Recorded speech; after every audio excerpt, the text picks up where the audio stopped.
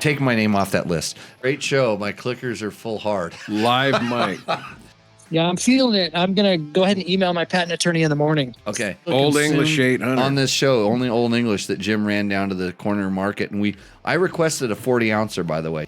Stuff that I should be pouring on the ground for my homies. So here's how you do a podcast. You should just go to a Mexican restaurant and then just talk to the people at the bar. On your phone. Inside the beanie. It's TikTok Taco Tuesday, Holmes. So welcome to the show. You know what? I'm going to clip all that crap out that we just did. No. When I edit it down. People like it when we're fools. Fool. Are you dope, fool? Dope is... George has been practicing his cholo whistle all day for this show. And if you are if you're out trick or treating, then you're missing a dope show, fool. We don't have any kids, so we don't have to worry about the trick or treating, eh? Hey, this show would not be possible without the help of a couple of our sponsors. You want to read them off, George, so I can take a sip of this OE? It says Tech Talk Taco Tuesday 205, but it's 207. Yamaha, Taco Moto, Scott Sports, Climb, DDC, Trail Tech, Fasst Company. Somebody got erased. Somebody didn't pay their bill. Then we go on to Bulletproof Designs and Double Take Mirrors. Don't forget to do your shopping on Amazon or Rocky Mountain Motorcycle and ATV by clicking through the links on the support dirt bike. It doesn't cost you anything. You still go in there and you get in your account, and Jimmy gets a little kickback, a little shill money from them. Or I can buy more Old English, eh? Yeah. So, some other things. The Kurt Caselli Ride Day is on December 2nd. So if you're making plans, that's a good foundation to support. It'll be at Paula Fox Raceway. So Utah Desert Racer, who's right in between, he says, "Are we Cholos or Canadians, eh?" Oh. We should go Holmes. Could be Canadians. Canadians. Later in the show, we'll transform and identify as Canadians. How'd this Cholo thing come about in the last 2 days? I mean, it was, and you know what? I can just see this day and age, everybody's blasting us, you know. It's like doing what's the blackface thing or something, you know. But what was the conversation we had yesterday about, it came up and you brought it up and you said, "No, I grew up with these guys, and this is the kind of stuff they did." I was holding up the wall, you know? And we were whistling. You said, "What?" I think we were whistling at the cat. Maybe. We were trying to whistle at the cat, and I'm like, I was just sitting there with my arms crossed. Oh. Looking at you with a blank stare, which I do a lot of. And he says, "Oh, you look like some cholo over there. You know, you're going to do your whistle. You know, this is how these guys stand." We started doing the Google searches. And I was being complimentary when I said cholo. Right, exactly. It wasn't any kind of gig or nothing. It was a pretty solid. It was a pretty solid blank stare. And you kind of squatted down and leaned against a building. I said, these guys sit around like that, like they're in the prison yard in the corner or something. But no, it was all good.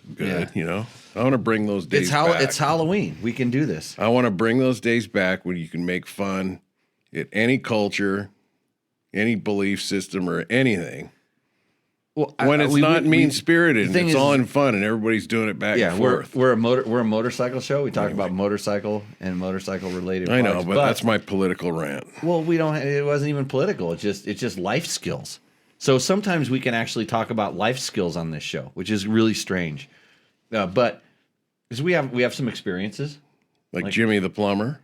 I was a plumber today. Mm-hmm. I was a plumber, but works underneath a mobile home. What's that? That's I maybe I learned about that with my time in the pen. That was the skills they taught me. That could be. So, but when you I sort of lost my train of thought, but I still have it. We grew up in a time when if you did something stupid, your friends, your best friends, your mentors ridiculed you. They made you know how dumb or stupid it was. And they picked on you. And they threw out all kinds of slurs and names and bad things. And the more you tried to act like it wasn't stupid, the more you got picked on. The more you got it. You laughed at yourself and said, "Yeah, it was pretty stupid." Yeah, and everybody moved on. Yeah, exactly. You moved on, but it was like they wouldn't do that to you if they didn't like you. because they needed to push buttons. They need to poke at you and push buttons, and it worked for me at least. I mean, well, questionably, but yeah. So, yeah, life skills here on the YouTubes. But anyways, We just lost 4 of our 8 followers or something. Where do you see the numbers up there? they said Rex Staten was a plumber. He was a boxer too, by the way. And you did not want to. Oh, wait. Flying Brian is back. Hold on. Flying Brian. So that is Brian Love up in Montana. I hope you don't mind me releasing that because I know you're kind of quasi-witness protection. So last I heard, Flying Brian got all pissed because you were saying this name, Flying Brian, or no, Brian Love knows you or something. I'm going, put it in context. So then I go back and I go, yeah, I don't know. And my buddy that knows Brian says, yeah, Brian's all pissed. He's done with Tech Talk. So I'm glad he's back because I didn't know who he was. And I said, well, I didn't have the screen. I couldn't read. I'd know that. I know Flying Brian. I didn't know Brian Love. What did I do to offend him? And maybe I can push back I don't know. a little bit harder. We got to, I don't know. But I'm glad you're back, Brian. Anyway, hey, thanks everybody for joining in, watching us live. If you're listening to this in the podcast format, we are a stupid show that's on Facebook and YouTube on Tuesday nights. We will go up against anything. Presidential debates, Halloween, we don't care. We'll take you on. True. We're the most important motorcycle show on the YouTubes or the Facebooks or in a podcast format because we will tell you how to fix your motorcycle or motorcycle product related question. We don't have any skin in the game other than our reputations. And look at the way we dressed. I mean, there's no place for him to go but up. So big news coming later about the whole Rooster Endo. We're going to talk about Rooster Endo later. Rooster Endo. Might have a special guest on. Yeah, we're going to talk about some Rooster Endo. I know a lot of you guys been waiting to see and what Victor happens. wants to know if we're drinking Pruno. No, we'd like to save that for the special occasions. Yeah, but we were, the problem was we couldn't do the Pruno in the other house because there's no water in the toilet to brew it in because the water system went out and Jim's been under there working on that for a couple of days. It was a rough couple of days, my friends. It was a long Rebel rally. Yep, good one, long one. Came back, had to get ready for school. Had a good school this weekend. Taught a lot of people some awesome dirt biking skills, and now you might be able to win some Baja beef jerky tonight too. Depending on what door you pick. Right. Now that we're saving all those, don't give all the ideas away at once. No, I'm just priming them. Right. We'll talk about it later or maybe not. Hey, so we're going to go to Victor's lit with all of his comments right now. We're going to go straight to our questions because we had a question from Dave Donnelly that he's been trying to get asked for a couple weeks now. Yeah, it's even in our list twice for today. And we're going to get to the questions that are popping up in the chat as well. I'm pretty sure I can scroll back through those things. Oh man, it's so difficult here. Too many buttons. I'm lucky I got the sound working or I'd still be panicked. So what does Dave Donnelly want to know? He wants to ask about explain the high speed and low speed compression settings. How do they interact? And what's a good baseline setting, which I think you've gotten. Baseline settings, you've talked about that. We've definitely answered this question before. Okay, here, iFool, Tube versus Moose. We're going to get to that. And what's your thoughts on the Climb F3? David Creek, Climb, a sponsor of the show. I will get to those questions on the Instagrams before I hang up on you. But here's the high and low speed. So it's generally talking about a shock, unless you have really factory forks. You're not going to have that in the front fork. But high speed compression and low speed compression. Low speed is what most shocks have. If you have a clicker on your shock, it adjusts the low speed damping force in that shock. The typical shock has low speed compression, rebound dampening, and then most modern bikes these days have high speed compression as well as spring preload. So these are all the different things you can do. But he's asking the difference between high speed compression and low speed compression. And at the end of the show 206, I kind of just quickly went over. And what I said is it has to do with shaft speed, not the speed of the bike. And so many people think it has to do with the speed of the bike. It has nothing to do with the speed of the bike. It's all to do with how quickly the shock is moving. The shock shaft is moving inside there. And when it's moving slow, it's not moving fast enough to affect the high speed compression. And so it's using the low speed adjuster, and the shims inside of the shock are kind of always working, but they're more of what we would call like mid speed. And then when a lot of them collapse, when it moves very quickly, like it hits something very quick, it collapses all those.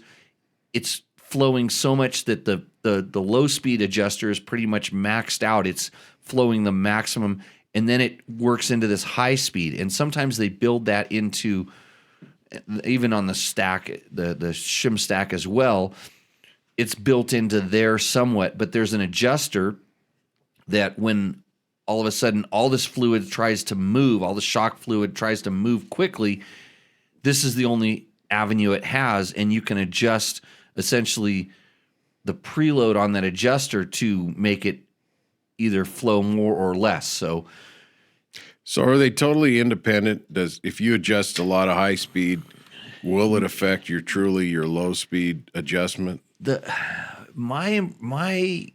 It depends on the way that the shock is set up, and this is the internal valving. But generally, the high speed doesn't really affect the low speed so much, but the low speed, having a very open low speed adjuster, can make the high speed less effective. In other words, it won't push enough fluid to affect the high speed. So it's slowing it down at the low speed before it gets to the high speed. If you crank your low speed in a lot, that starts locking out. It works into the mid speed. So when the shock starts moving quickly, I mean, when it moves really quick, it just goes straight into high speed. It basically plugs everything up, and then that's the only avenue. Do those shims actually physically move and jam together like that? Yeah. So it closes off one option and pushes it to another. Correct. They bend and flex, and it controls the flow of the oil. Is cool. What happens inside of the shock body. So in theory, that's how it works. What you feel is something completely different. And somebody says, Curly Stoker says, I feel like I'm watching an episode of WWE. Hulk Hogan there with you. Huh. Jorge Hogan? Yeah. Yeah, he's washed up too. And Victor Andrade, I think earlier, said he has an issue with shaft speed that he wants to discuss. So he wants to discuss maybe we should have him call in another show on that. Yeah, we'll work on the other show. But, okay, so think of high-speed compression more about the ride height, which is really strange. So you know how you set your sag on your shock, your spring preload and your sag. Well, that's when the bike's not moving. But the funny thing about high-speed compression is when you add high-speed compression, it causes the bike to ride a little bit higher in the stroke almost all the time. And then less will let it ride a little bit lower in the stroke. And I think that's because the shock is actually doing a lot of high-speed movement. So putting in a lot of high-speed compression might make it softer for the most part.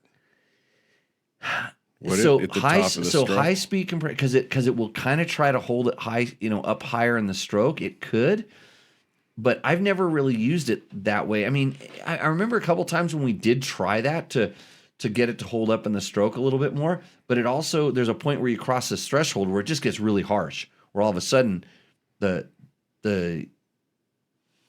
shock just it is like when you have too much rebound, it packs. It holds it down. Too much high-speed compression can cause it to hold extended too high, and then it gets literally just way too stiff. And then the funny thing about that is then you can go through like a nice roller, and your shock will just blow right through the stroke. Because that's low speed. That's a low speed type of a thing. But I use it to adjust the kind of the ride height. If I want the rear end of the bike up a little bit higher, I use high speed to hold it up, and then if I want it to be a little bit lower, I use it to bring it back down. I don't really use it to adjust like how the shock kind of performs. I use low speed for more of, okay, I want it stiffer, I want it softer. So part of his question also was baseline setting? Start in the middle somewhere and go all the way one way and then all the way back the other way? Or Well, something? What do you okay, do? so start with the manufacturer, wherever they have it, and generally it's someplace in the middle.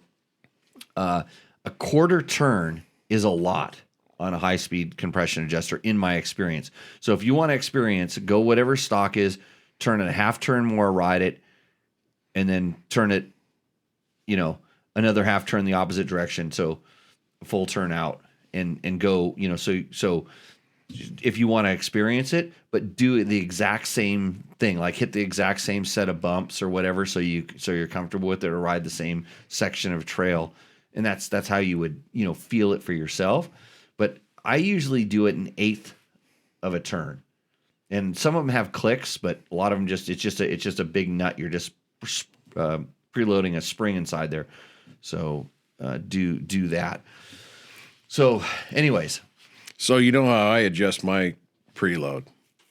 Because you saw me. I just put on a shock on my bike and I was adjusting all there. Yeah, you bounced it up and down and said, "What do you think?" Yeah, Jimmy's across the shop changing tires on his knees, and I pull up and down on the back of my fender, and he says, "I think that's a little tight. You better loosen it up about a turn or so." I loosen it up, turn, and I look at it. Then we're fine. Did you measure it? You really. I looked at it and No, I you said, really "That's about should- 3/4 of an inch." You really should. I didn't need to. You were there. You should have pulled out a tape puppet measure and master. measured it, because when you showed it to me at first, it was about a half inch of free sag, and then I never saw it after that. But it was too much, so I said, "Take a turn out of the shock spring." Yeah, well, That's the right Holmes. I should measure it. But then the real world, You got to hold the chin up, eh? no, that's not good. Yeah, Chin up. which one for me? Okay. That's what this collar does. I can tuck 3 of them down in the collar and they'll hold them tight down. Okay, so Climb F3 helmet. That's my go-to helmet. That's my favorite helmet. Climb is a sponsor of this show, but I will tell you, and the Climb helmet that I use is the F3 ECE, not the DOT one, because it's lighter and it fits better. I don't You know why. had tube versus moose on the grams. I think that's been answered Yeah. a bunch. But anyway, Tube versus Jim and I had this debate Okay. the other day. We were talking because he's a moose guy. He likes a moose thing and basically he said he doesn't like to carry all the stuff to change a tube. And I said, doesn't bother me to carry that stuff to change a tube, really. Or to ride home on a flat doesn't bother me a lot. that bothers my. I hate losing my ride to a flat. And will I carry this stuff? It depends on where I'm going. And usually I'm glad to end my ride however it ends. So I'm happy to ride home on a flat tire. Excusatron. There we go. So that's the But tube versus moose. yeah. It's expensive. The moose is expensive. Not compared to the Jim's. tube. He gets like 5,000 miles out of a moose. What'd you get out of that one? 4,500 out of a front moose, and he put it back. No, in. back moose, wasn't it? No, it's front. 4,500 miles out of a. You're using Michelin. Michelin Moose. Yeah, you ran a Michelin 4,500. Just he's a casual dual sport / adventure rider on a KTM 500 with a big tank, and yeah, he Goes put. down the road he put- 60, 70 miles an hour too. Yeah, oh, Yeah, you regular. don't regulate. You don't have a regulator, so you can only go 45 miles an hour on the pavement. Whatever speed you need to go. Whatever speed you gotta go. No, but on the other hand, you got this instrumentation on there, so you get scared because you see it drops to 9 volts and you don't want to turn off your bike.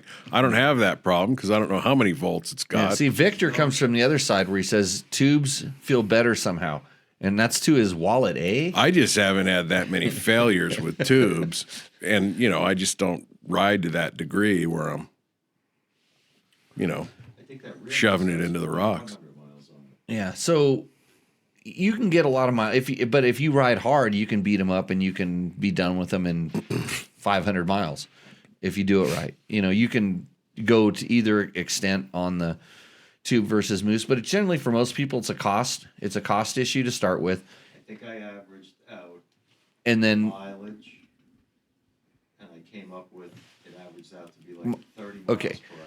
So 32 miles per hour. he rides them at an average of 32 miles per hour on his thing. But for most people, when they do this, it's like I said, how important is it that you don't have a tube related problem? And if you're spending a lot of money to go to a race or spending a lot of money to go on a special ride where you don't want to have it, maybe at that point it's definitely worth it. I run a little bit of everything. I have a lot of different stuff, and frankly, I don't care that much unless it's real important that I don't have a failure. Then I make sure that I have moose on the bike, and I have moose that's ready to go high speed, like I'll call it rally ready. So if we do rally training and stuff where I can't have a failure, I have ones they're brand new, they're in stiff tires, they're ready to go. And then I have trail riding moose that are rally ones that have been used 2 or 3 times that are now too soft, like Jim was talking about. And maybe they're even cut and I put extra chunks inside of there to stiffen it up. And I use a lot of different ones. I prefer the Nitro Moose. Those are the ones I have the most experience with. And if I were going to buy one, that's what I would buy. I'd get the Nitro Moose because I know that it fits on the tires that I run, the Kendas. And I would go there, and I know exactly how much time, it's not time, it's really the feel when they start, fading. I know when it goes, okay, it's done being a rally moose. Now it's a trail riding moose. And the trail riding moose, I pretty much run until, like Jim experienced, it doesn't hold the tire on the bead anymore. It's gone from feeling like, it starts out at like 16 PSI, kind of works its way down to 13, 14, stays there for a while when it's in a tight, tire. Then it starts going down to like 11, and then that's time for trail riding moose. So it's that. So Victor's got a comment up there. We don't have to read it back, but only Victor would know there's a market for what he's searching for there on Facebook Marketplace, right? What is? I had no idea there was a market for used pleasure devices there, Victor. He's going to line his tire with that and try it and see if it's more pleasurable ride. And Dave Donnelly wants to know, so in mooses, is the Michelin better for long rides? So here's what I've learned from using all the different mooses, and there's some new ones that are showing up. There's all different things. The person that installs the moose determines how long the moose will last. That's 95% of the time. It's the person that installs it. Do they have the right technique? Are they putting the right lube in there? Are they matching the right moose to the tire? All this stuff. That's going to make about 95% of the determination. And then the second thing is you need to know how hard you're riding. If you're pounding, Baja hoops and stuff like that, your moose life is going to be a lot different than what Jim has. So it's those two things. And when somebody says, I don't use this moose for that reason, I always say, well, what bad experiences did you have? And then I start asking them about when they installed it. And they go, the guy at the shop installed it. I'm like, well, good. He didn't put enough lube in there, or he didn't do a very good job matching the moose to the thing. And then now you've had a bad experience, or your buddy had a bad experience. You watch smoke come out of their tire because they put too small of a moose, or more often than not, the guy installing it broke the bead on the tire and the tire popped off, and they blame the moose, even though it was a broken bead. So this is the common sense, no bullshit answer you get on this show. Is there a better brand? I'm completely convinced that out of all the ones that I've used, Michelin and Nitro Moose are the two best. And can I say one is better than the other? No, I have no proof that one is better than the other. And like I said, I've used both of them. I've had both of them fail at different times.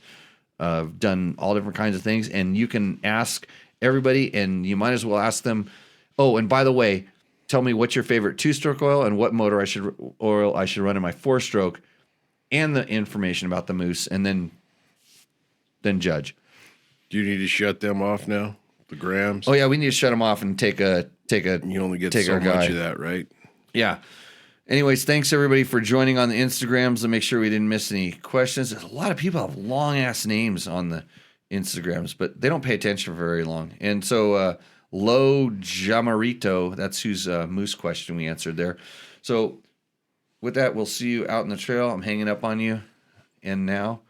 And what's next? What's our next question? There was another one I highlighted. It was up there. Well, you had some talking points here. Okay. Testing WR450F counter shocks, Scott's things pads, we're testing. WRF maps, Tour Tech suspension. Okay, those are things you're testing. More about that later. No, we can talk about that now as soon as I sneeze again. I gave him the COVID. I showed up last week. I might be allergic with to the OE. Yeah. I should have poured some on the ground for my homies, but I don't want to pour it on the carpet. Yeah, you right? know, while you're drinking, I'll bring something out here.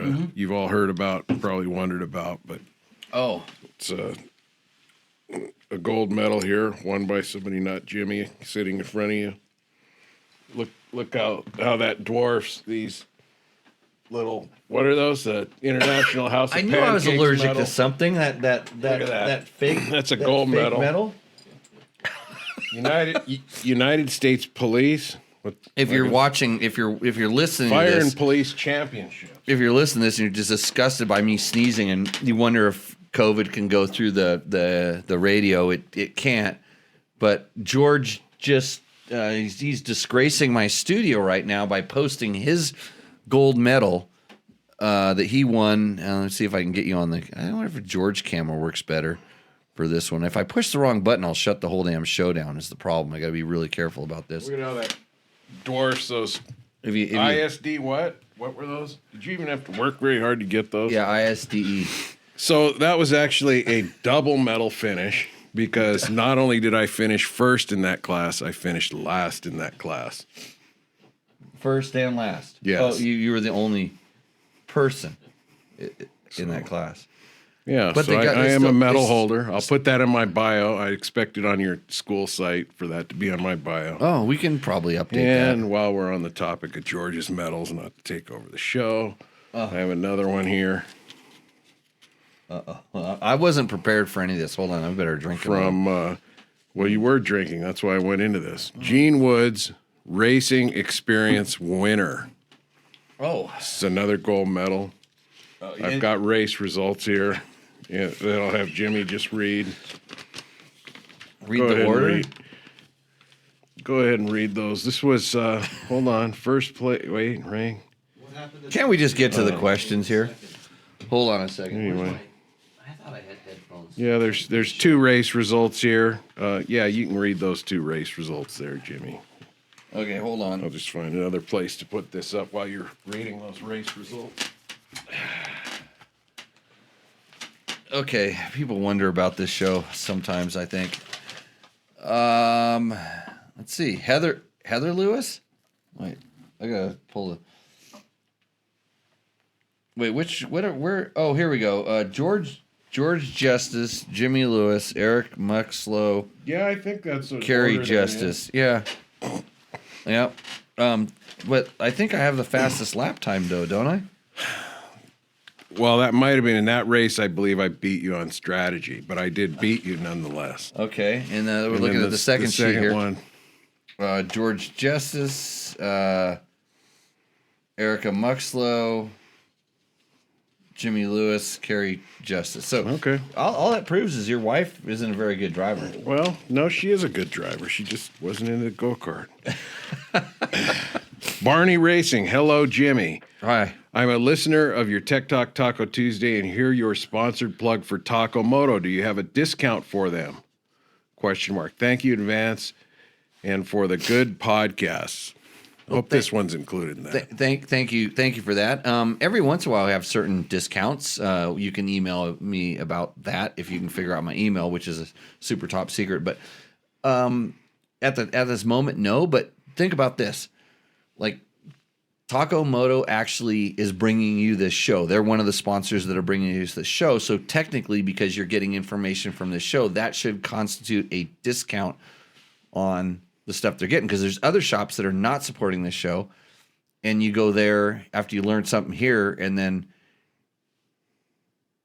you're not going to get the good service that you're going to get at Taco Moto. That's tacomoto.co. And speaking of Taco Moto, I'm going to get Mike Spurgeon from Taco Moto onto this show very soon. While you work on that, one way you can get a discount from Taco Moto is submit a Rooster Endo submission and possibly win that, or be shamed, on this show live for a motorcycle submission. Well, yeah, we have a segment called Roosterendo that we do.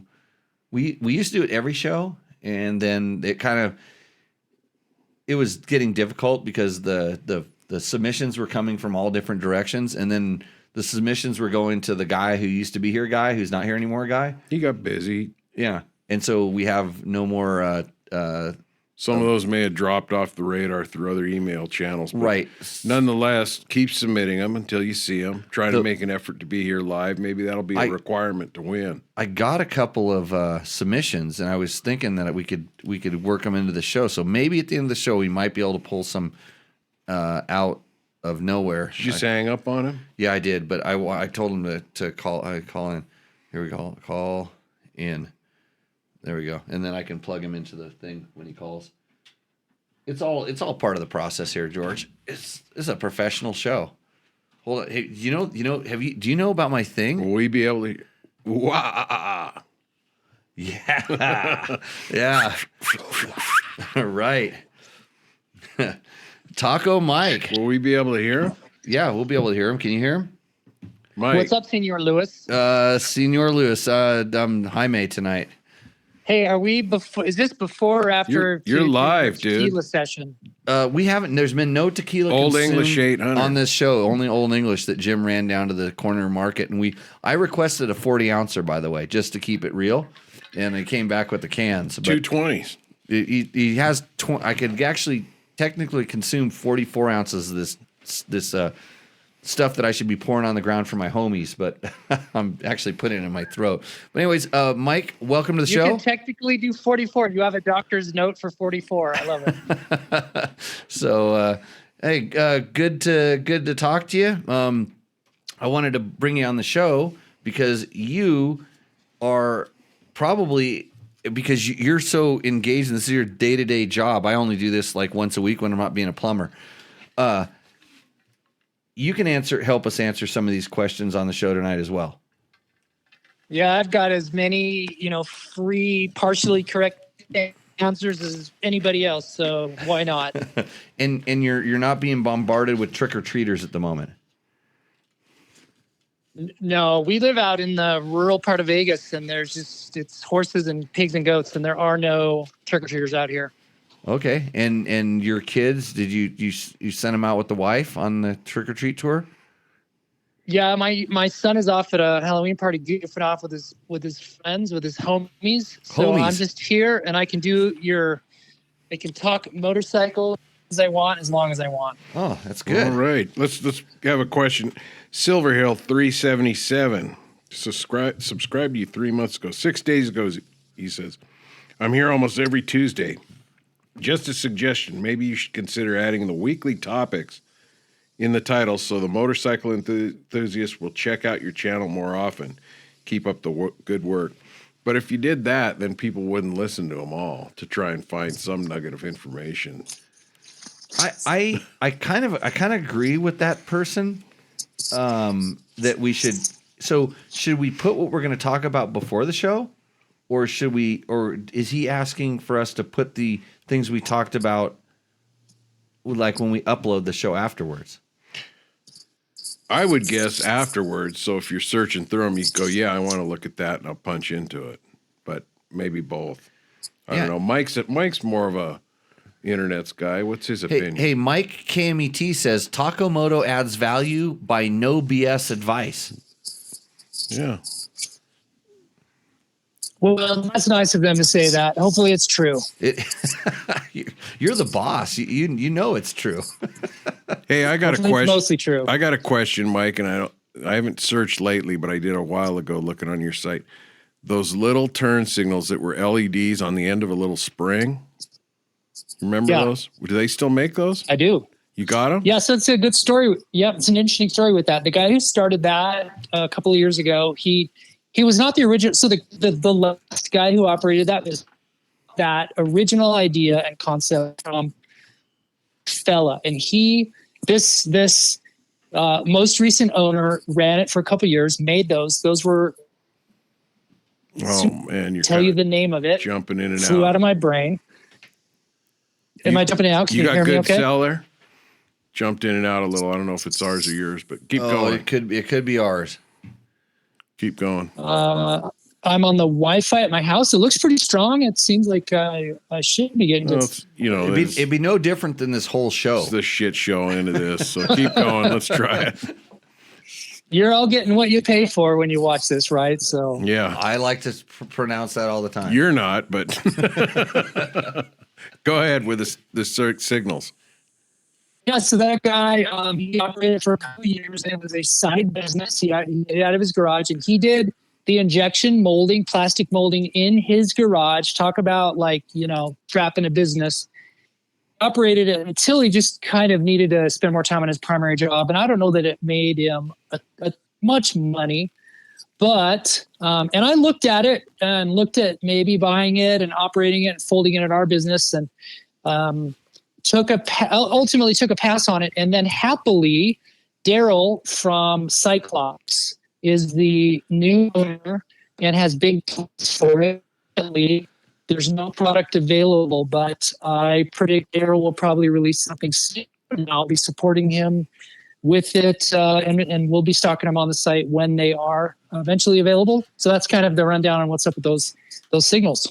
Okay. Well, thanks. I'll be looking for them. Cool. Yeah, Daryl's a good guy. I've known him for a long time, and when we were always back in the days, he would always supply lights whenever we did kind of night riding stuff and things. And yeah, I ran into him. I think he was up at Tour Tech. He actually supported some of the little contesty things that we did, some of the games we played on motorcycles up there. So They started out doing those like H1 replacement bulbs or something, didn't they?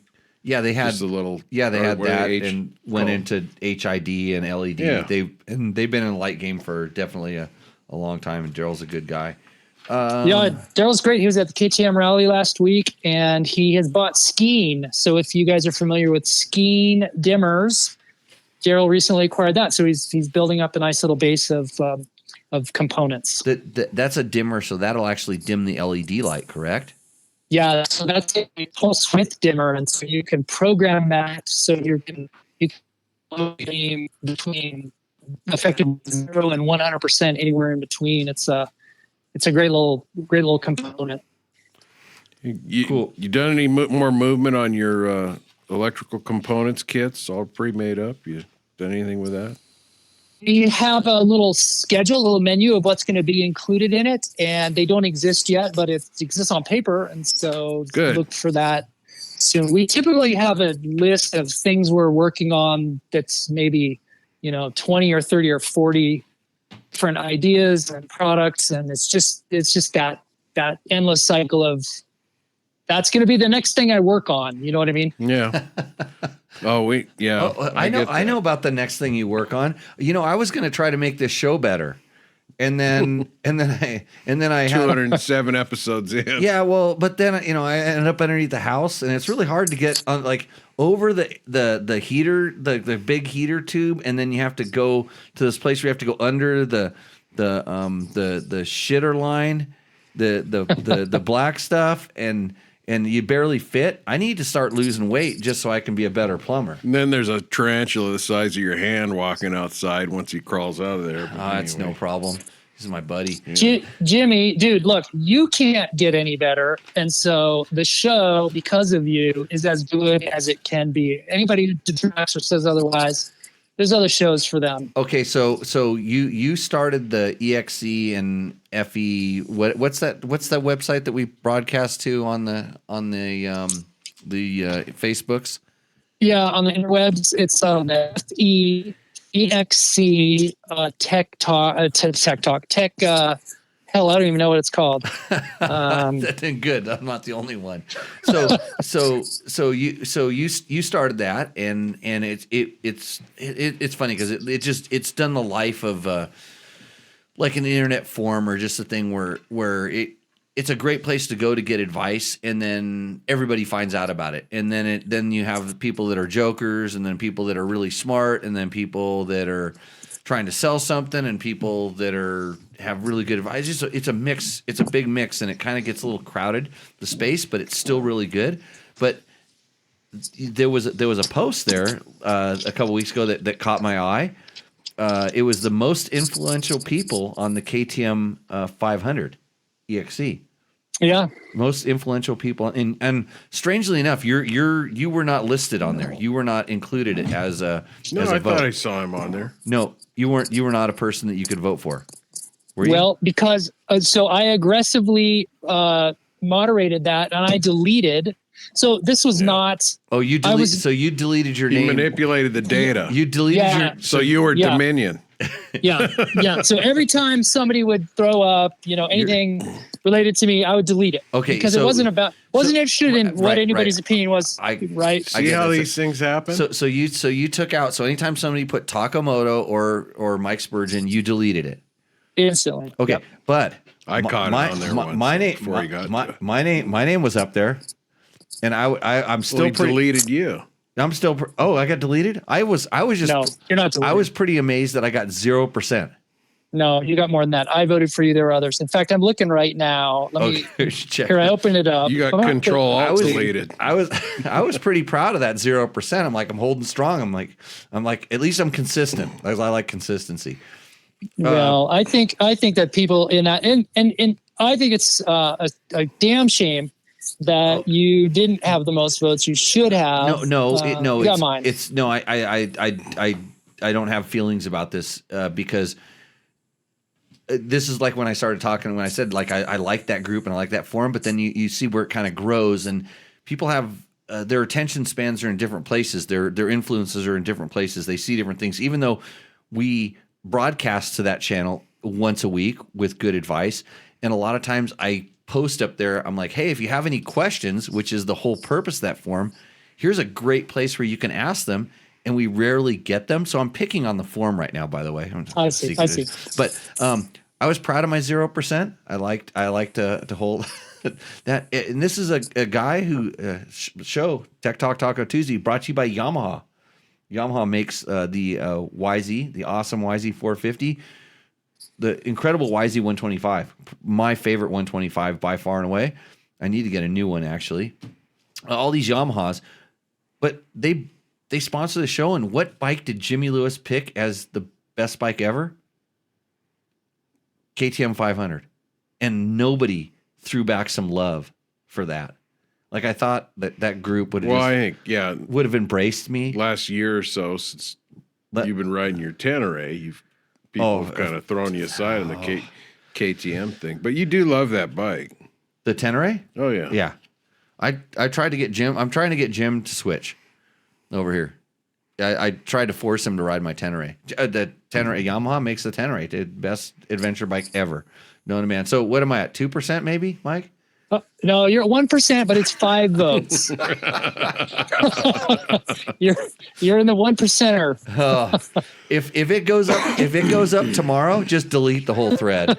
I'd rather just live at the bottom, the unknown. I'm saying, my name was so far. I mean, down look the at list. this. Look at these clowns up here. We're struggling to keep his relevance. I mean, it happens. I've this is ordered the general. Facebook user. You got to log on through your own Facebook account, not the link. I voted first for you, but didn't know anyone else on the list. Oh boy, who's Facebook? I don't know. It doesn't matter. Here's. The general public, these are people who think Taco Bell and then Pizza Hut are often rated as like the best in their classes in restaurants. So you just can't trust the general public. But the people who know, they don't want to give away their awesome source of KTM influence. But what? Okay, we're not done. see if We're not we can done. get We're not back. done. Let's throw some chains next to the rail so we can drive the wheels back up onto the tracks. We're not done talking about me yet. Okay. So, hey, Mike, are you playing with all your spare change right now? You know what I'm doing, dude? I am in my I'm in the closet and I'm getting rid of like some clothes. I'm sending some clothes to the That's thrift store. that sound is. We could have a guess. And on it's what's that hangers, man. sound. It's I hear hangers. it. I want to go use the tool inside the garage and play what's that sound. I was on another show that I like. Or what you could do is you could say, get your ratchet, your cordless ratcheting impact driver, and we can put it on a bolt, and you can squeeze it, and you can hear the hammers, and we'll say, name that torque, because that's about your torque, how you torque things. It's like 1 click, 3 clicks, 4 clicks. Oh, like when I do the counter Yeah. shaft versus when I do the seat bolt. And then you got to back it up with foot pounds, inch pounds, and Newton meters. What is Newton that meters. torque? Hey, you know what And you then we'll could do? test it. There's a show, the guys from Revzilla, I forget what they're called, Spurgeon Dunbar and one other dude, and they have a little segment on their podcast where it's name that engine, and they'll have an engine will idle and rev it up, and then they'll guess it. And they are remarkably good. They are probably 75% on. Jay Leno It's did impressive. that on his show. He had a garage, and somebody'd start a car, honk the horn, then they'd start it up, and they had a guy standing outside. There's no and such he's thing. going, man, that's a 4-cylinder, that's this, and they'd narrow it down. And No such thing as an original idea, and I'm happy we'll to take it. happy to steal anything. But here, so back to me and my 0% or 1% vote. Like, I just want to tell all those people that didn't vote for me, I own more KTM 500s than anybody else in that list. Period. Okay, I'm going to drop the mic right now. I don't know. Okay. I bet, hey, I Mike, can't, but Mike, it's on a boon. I'll bet you Mike owns more. No, you don't own more KTM 500s than I do you? Yeah. Not even I don't close. know. Hang on. Let's count the numbers here. So 1, 2, 3, 4, 5. 5 right now. I don't know. What's your number? 8. All right, you got me. Yeah, got 8. So are we talking 500s or the 510? Like any bike with the 510? Oh, if you want to go into like 525, you know it'd be a lot Yeah. higher. Oh, and then I got you cooked, and then if I count the ones that I house here, the other people's bikes, there's a few more, you know, and then basically, you know, I'm in charge of those bikes. Like they ask me like what they should do to these bikes. By the way, don't house your bike here because it'll be rented to some student. Okay, questions. A lot of these aren't questions. The TTR 230 at Bald Nobby. Subscribe to you 3 years. Wow. you don't have to read the subscribed. Why and the- not? and the- How much many does it weeks. weigh? He's talking about the TTR 230. Well, I'm going to go on YamahaMotor.com right now and find that because I was too busy trying to get that video out that I actually didn't roll it up on my scales. But on a bike like that, you're going to be amazed at how much that thing weighs. You could have Googled that in the time it took him to address that and get on here, but he wanted to be on here, and you should answer him. Right. 9 out of 10, Jimmy. How much does it weigh? It weighs 200 hey, 35 Mike, pounds. Mike, we're doing a guess. We're going to do a guess right now. Guess.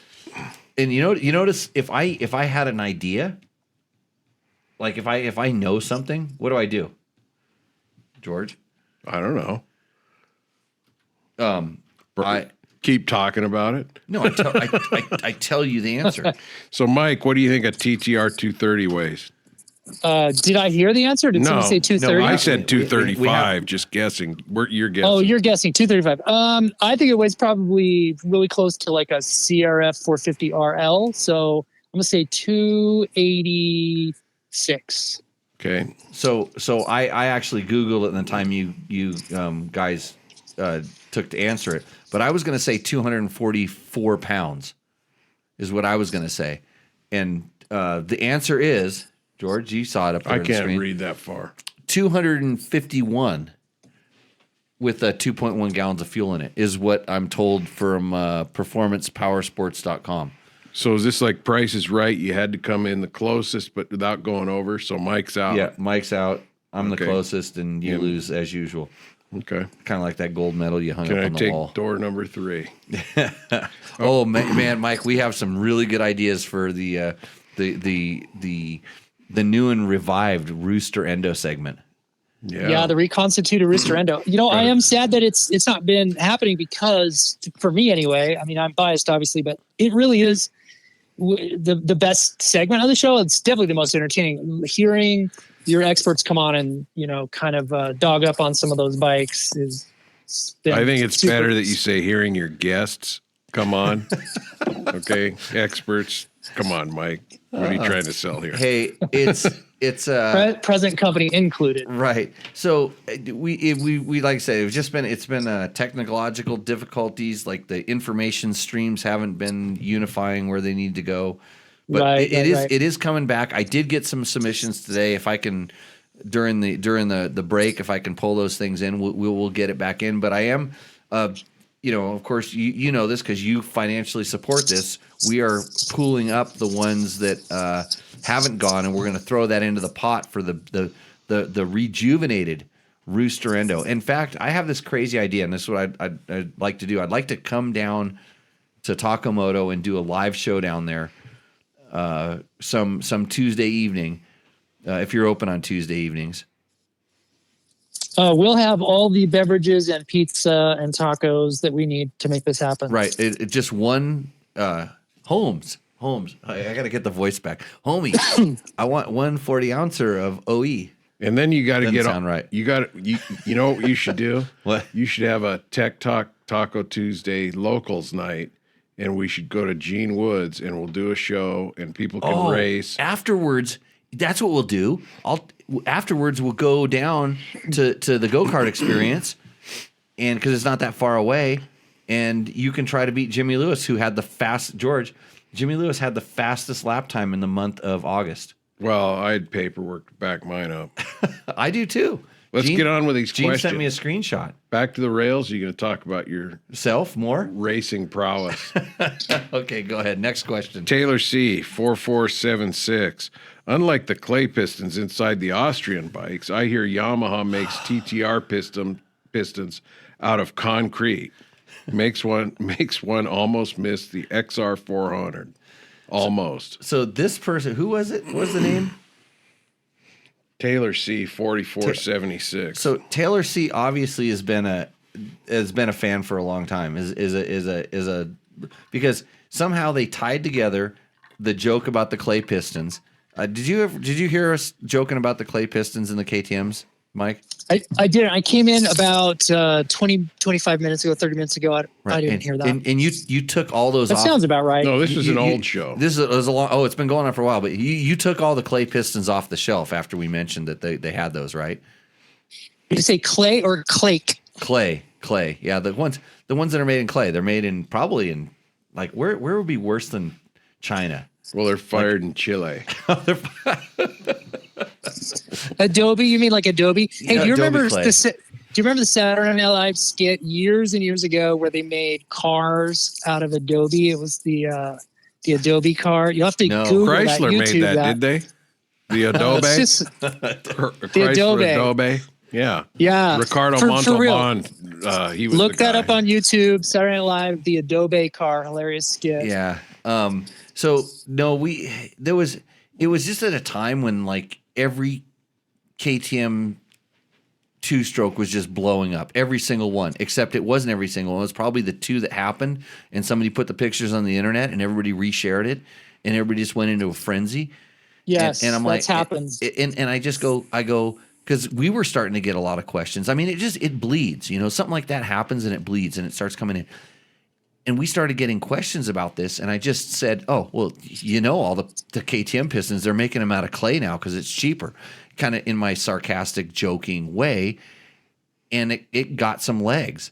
And I'm like, "You guys got to be kidding me! Come on!" And so this person actually he started. Well, now we know this is a fact that Yamaha pistons are made out of cement, right? Concrete. That's cement. Well, actually, No, cement's what you put in with the gravel to make concrete. to make concrete. So Got to have gravel and sand to make concrete. Cement in itself is not nearly strong enough to make a piston, Jimmy. well, I would like to argue the cement piston versus the Adobe piston because I think the cement piston would actually be superior, but the concrete one might be because the rocks would stick out and it'd scratch the cylinder. We use small rocks. Be a little heavier. It'd be heavier too. It's self-honed. KTM's racing with the clay. The clay's a racing piston. Little lighter. Yeah, it's self-honed. Hey, I got one. I got one for you. The fact that he brought the XR400 in the conversation means this guy's been around for a while. Because I used to say the XR400 was the best bike ever, even though it was the worst bike. But okay, so Mike, explain the piston theory. Well, so I got one for you. There is a YouTube channel, this Russian guy, he's a mechanic. It's got the number 54 in it. I can't remember exactly. Like maybe it's Garage 54. Okay. This Russian guy is a genius, and he has, over the course of his channel, made wooden pistons. He's Oh. done all kinds of ridiculous and stupid things, blowing up these little Travants, but fascinating. And I'm sure he's done a cement or a clay piston for sure. You know what? I've gone down a YouTube rabbit hole and seen. I don't remember what it was. It was something where it scrolled across and it said, "Will a glass piston work?" or whatever the heck he made a piston out of, and it was he made a see-through cylinder so you could actually watch this thing work until it melted itself. But it worked for a little while, and I'm just fascinated by watching combustion, even in this low-tech engine. But yeah, those. I mean, here's the. Well, Victor says wooden pistons don't work well with a high shaft speed because you get splinters. Somebody's laughing in my old English 800. Jeez, Holmes. Hey, a serious question up there. Scroll back. Are rim locks necessary if I'm only doing mild off-road riding, like on dirt roads? Thanks. Mike first. Yeah, absolutely. Because if you get a flat on a front and you need to do hard braking, you have a hard braking event, then you just lose all your braking ability because your front tire is going to spin. So yeah, I 100% recommend rim locks on all tube type bike tires in all instances. And then lastly, balance those wheels. Right. Well, so Jimmy. So are they necessary if you're doing mild off-road? No, I'm going to say they're not necessary, but in the event you do get a flat, you're going to wish you had a rim lock, especially on the rear.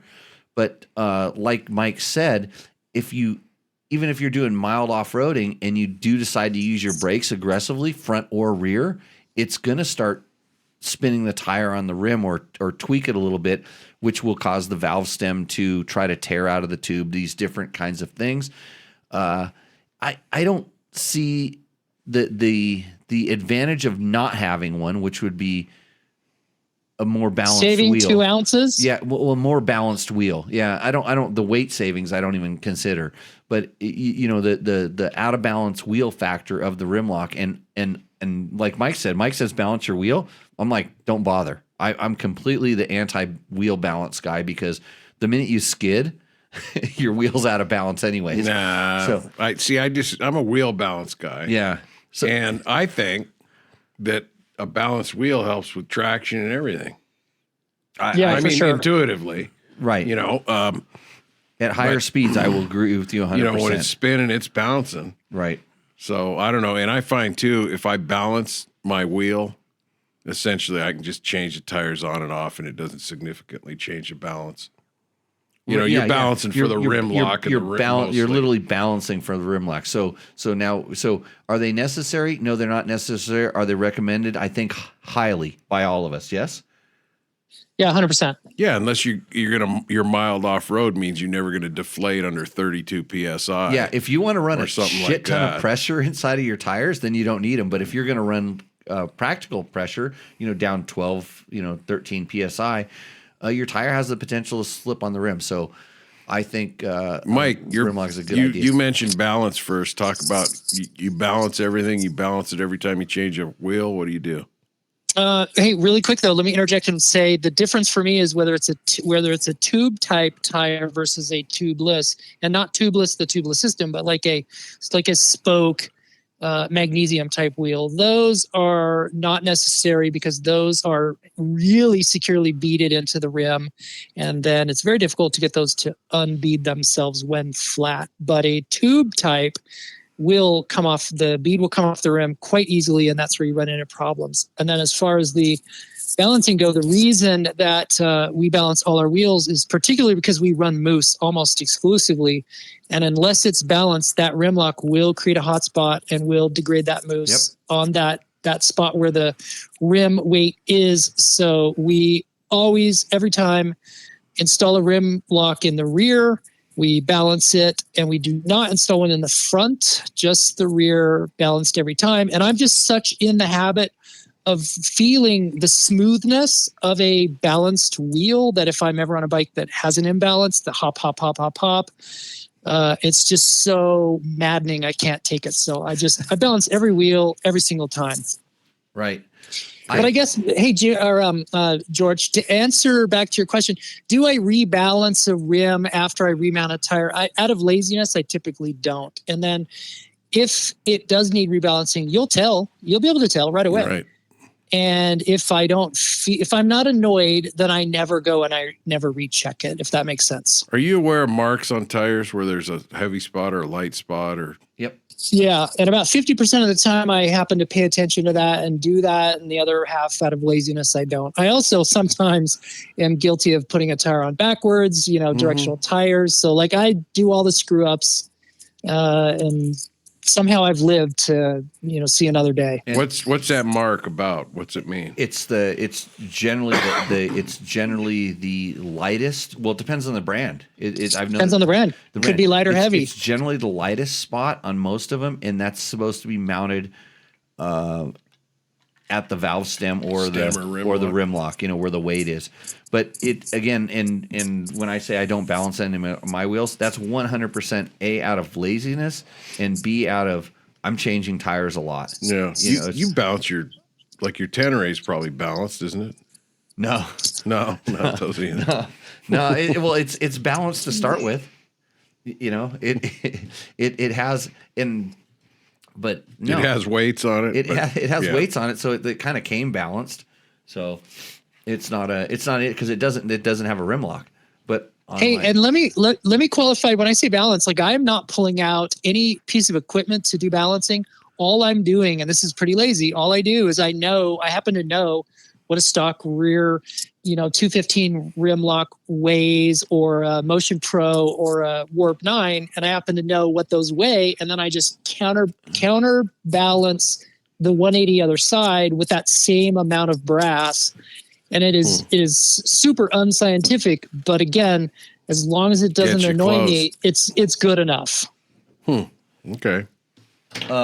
And so what are you using to balance? Are you sliding lead weights on the spokes? Are I'm you sure taping? You can go to tacomoto.co and find out exactly what he's using. I'll bet you so we use threaded little trick things you put on there, huh? Yeah, we use Nomar. Nomar is an American company that makes these brass.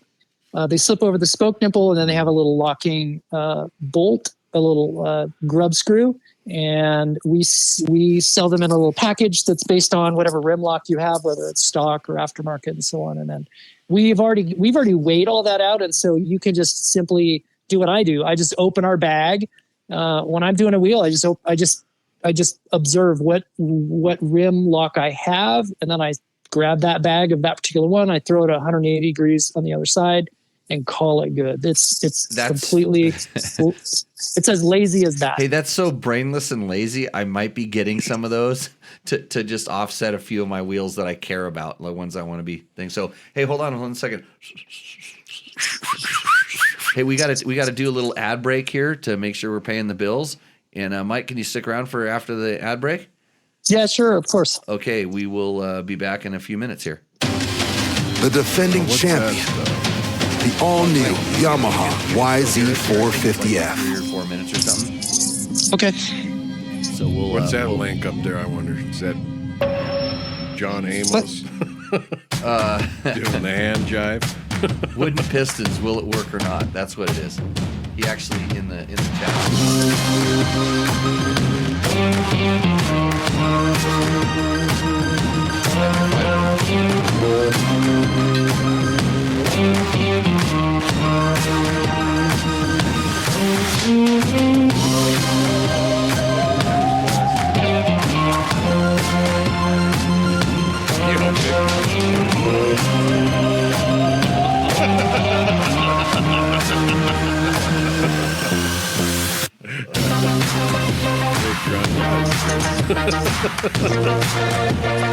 Yeah. That's pretty good. He says he's going to search Facebook Market for used dildos.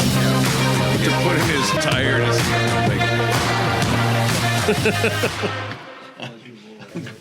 it. What's up, Moto Buddies? Mike here from Taco Moto Co. What is the Taco Touch? It's the best service in the industry. Virtually 24/7 tech support via email or text. And it's like having a dirt bike doctor on call every day of the year, helping you fix your bike or recommend parts or setups for you. If you've ever received an order from us, you know that the Taco Touch extends to our fulfillment, and our orders come with the coolest stickers that you've ever had, buying parts from anybody before, and a handful of root beer barrel candies. Be quiet, Taco all of our Mike. Taco Moto Co-branded components come with a no questions asked lifetime warranty. And we'll even extend out the warranty of other manufacturers, OEM, and aftermarket parts where we can, sometimes for life. We test and tune endlessly and exhaustively and obsessively. We're trying to destroy everything that we can before you get your hands on it, to look for weaknesses and to improve it, or to make recommendations to the manufacturer. And if it's something that doesn't meet grade, then we don't offer it on the store. Everything that we carry is something that we have personally used, tested, ridden, and raced, and knows meets the high Taco Touch demanding standard. Go out and get some adventure. Let Mike go live.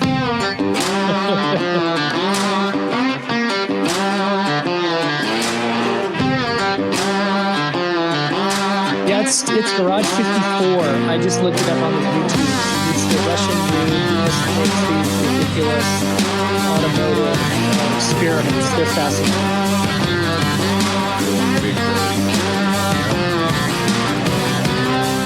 Show here in a second. There we go. Look at that. Why bother? Like a pro. Welcome back to Tech Talk Taco Tuesday, Holmes. What's up? We do the cello whistle, but we only had like a day to practice today. So thanks a lot. Sorry we messed up on our sound, and you can listen to us the entire time. Includes me in that. I'm just sitting here. The entire time during the commercial break, you could hear us.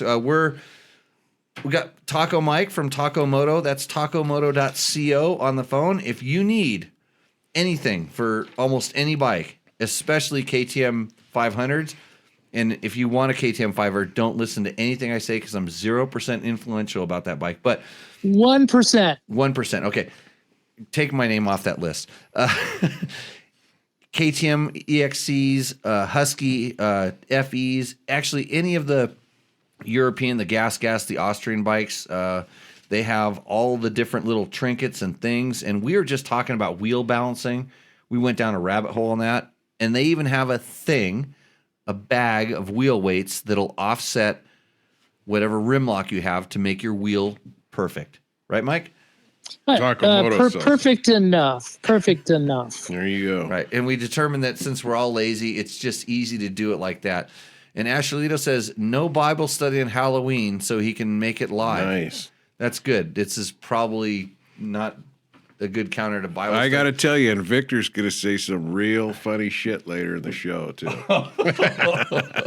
Anyway, let's read another one. How questions. about at Lean It 5756? I traded off my 890 Adventure R for a 24 Tenere. No regrets. Tenere is a fantastic bike. My only complaint is the foot pegs being way too short for stand-up riding. Wonder if he means short forward back or he means side short, outwise. He means width. That's pretty easy to fix. Well, either way. I replied back to him because he watched our first Tenere test. We did complain about the foot peg width, and I said, "Hey, check out the vlog I got going." Like the first thing I did was put Fasst Company foot pegs on there, and those are the impact pegs, and they're actually they didn't even make them when I did this. I called Cole and said, "Hey, dude, there's a market for this thing. You need to make an adventure foot peg for the Tenere." And he's like, "Really?" And I'm like, "Yeah, because the foot pegs are kind of small, and in all ways, and they're like the stock ones. They come with the rubber pieces you can pull out, but they need to be wider, especially on the clutch side, because the clutch actually sticks out a little bit, and when you stand up and lean forward, your leg will touch the clutch and kind of pushes it out. And I want to step out. And on the stock bike, I step out and I miss the foot peg. So, yeah, miss the shifter and brake. You mean? No, miss the foot peg. Oh, when you step out, okay, but you step out to miss the foot. Because when I'm riding an adventure bike, I'm actually riding pretty feet out, because that's where I can get my leverage on the pegs, and stock pegs are usually narrow. So I got to sneeze. Okay, WR450.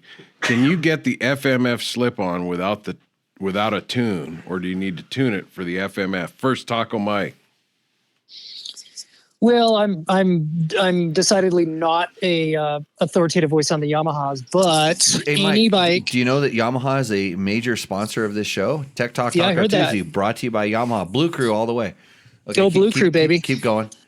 I've got a Yamaha in my garage. I got a T7 out there, which I have yet to really do a lot with and ride much, but I'm excited to put some time on it. So we got a Yamaha too.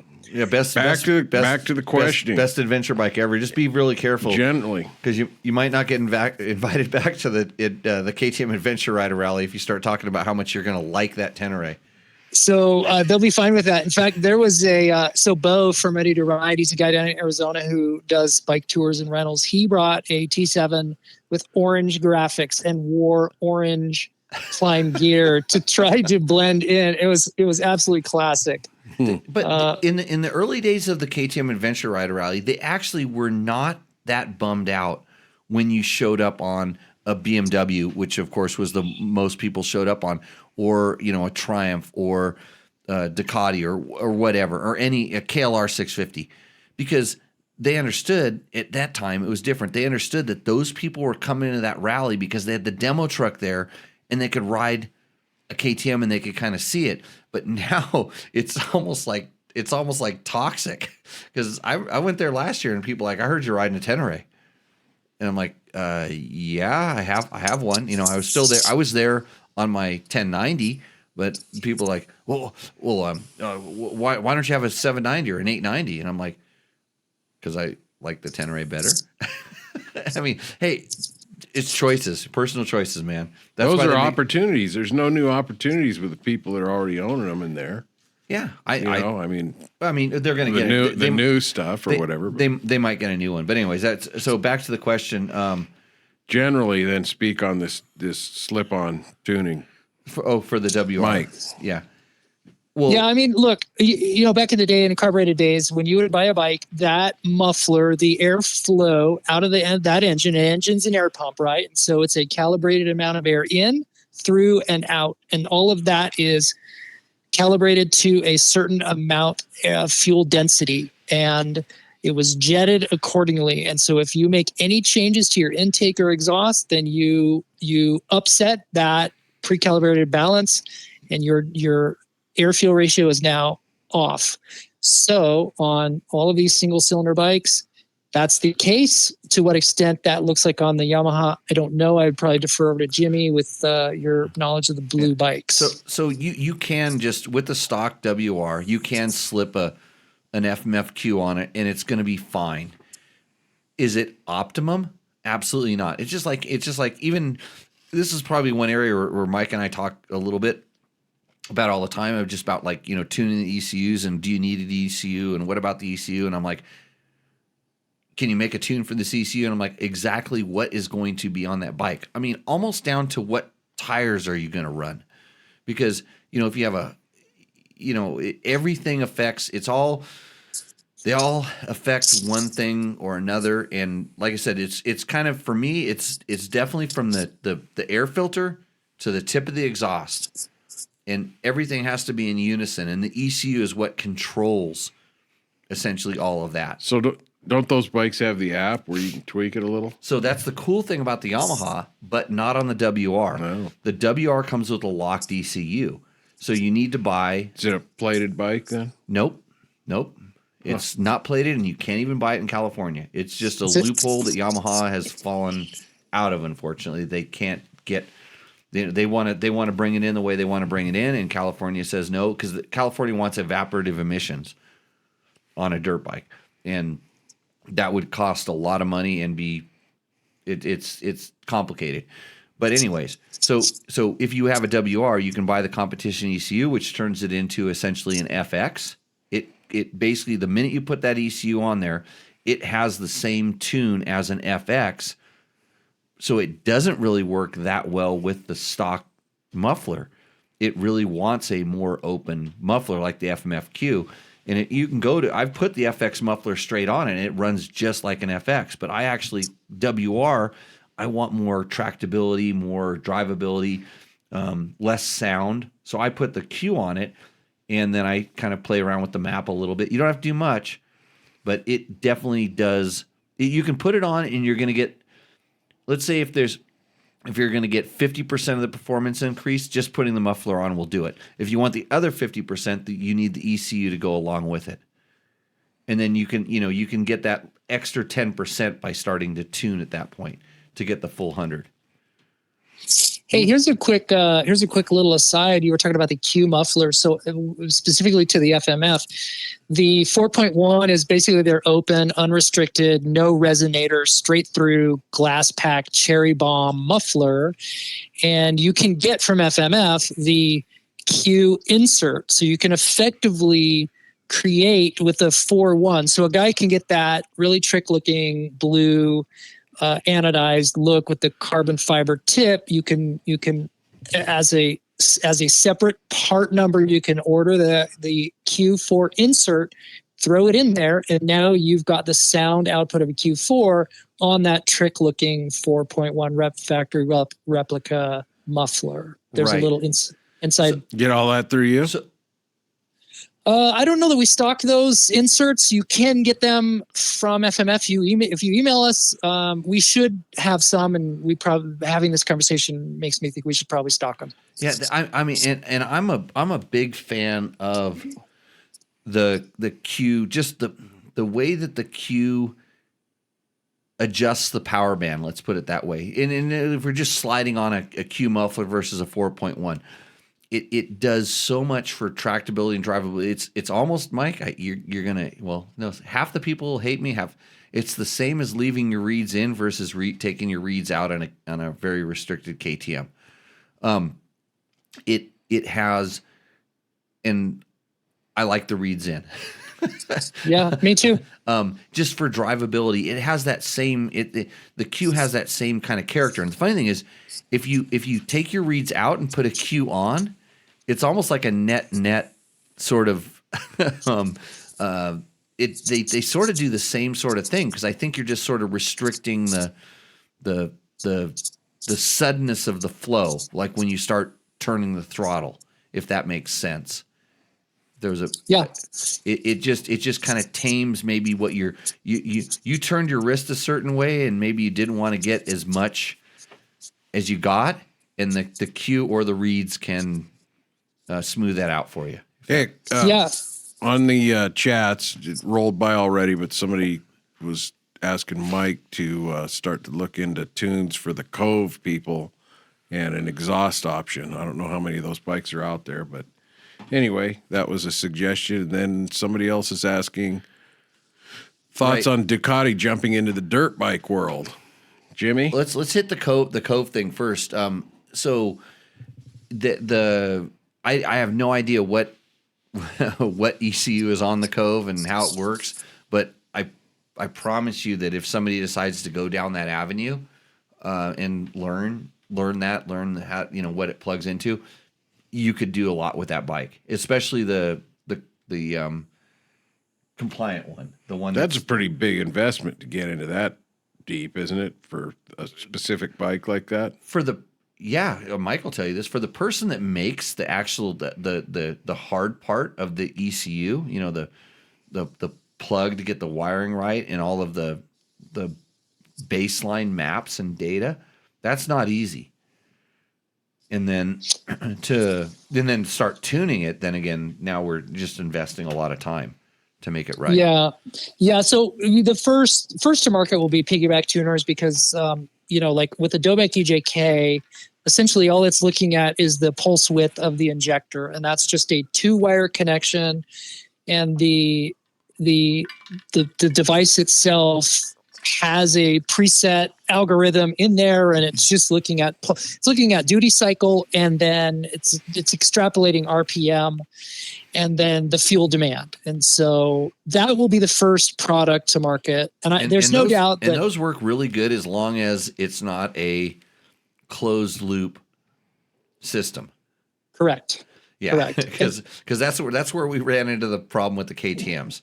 Because I was Yeah, it's really just- happy with whether it was a Dobek, which is all of them, or a JD Jetting, or all the different people that were branding their tuner, their piggyback that piece of tuner. hardware. Yeah, Right. that Dobek piece. EJK is rebranded by a lot of guys. Right. And once we went to closed loop, all of a sudden the bike starts fighting with it, for lack of a better term. It's like it makes the adjustment and then the bike makes adjustment on top of it, and now we're not in a good place.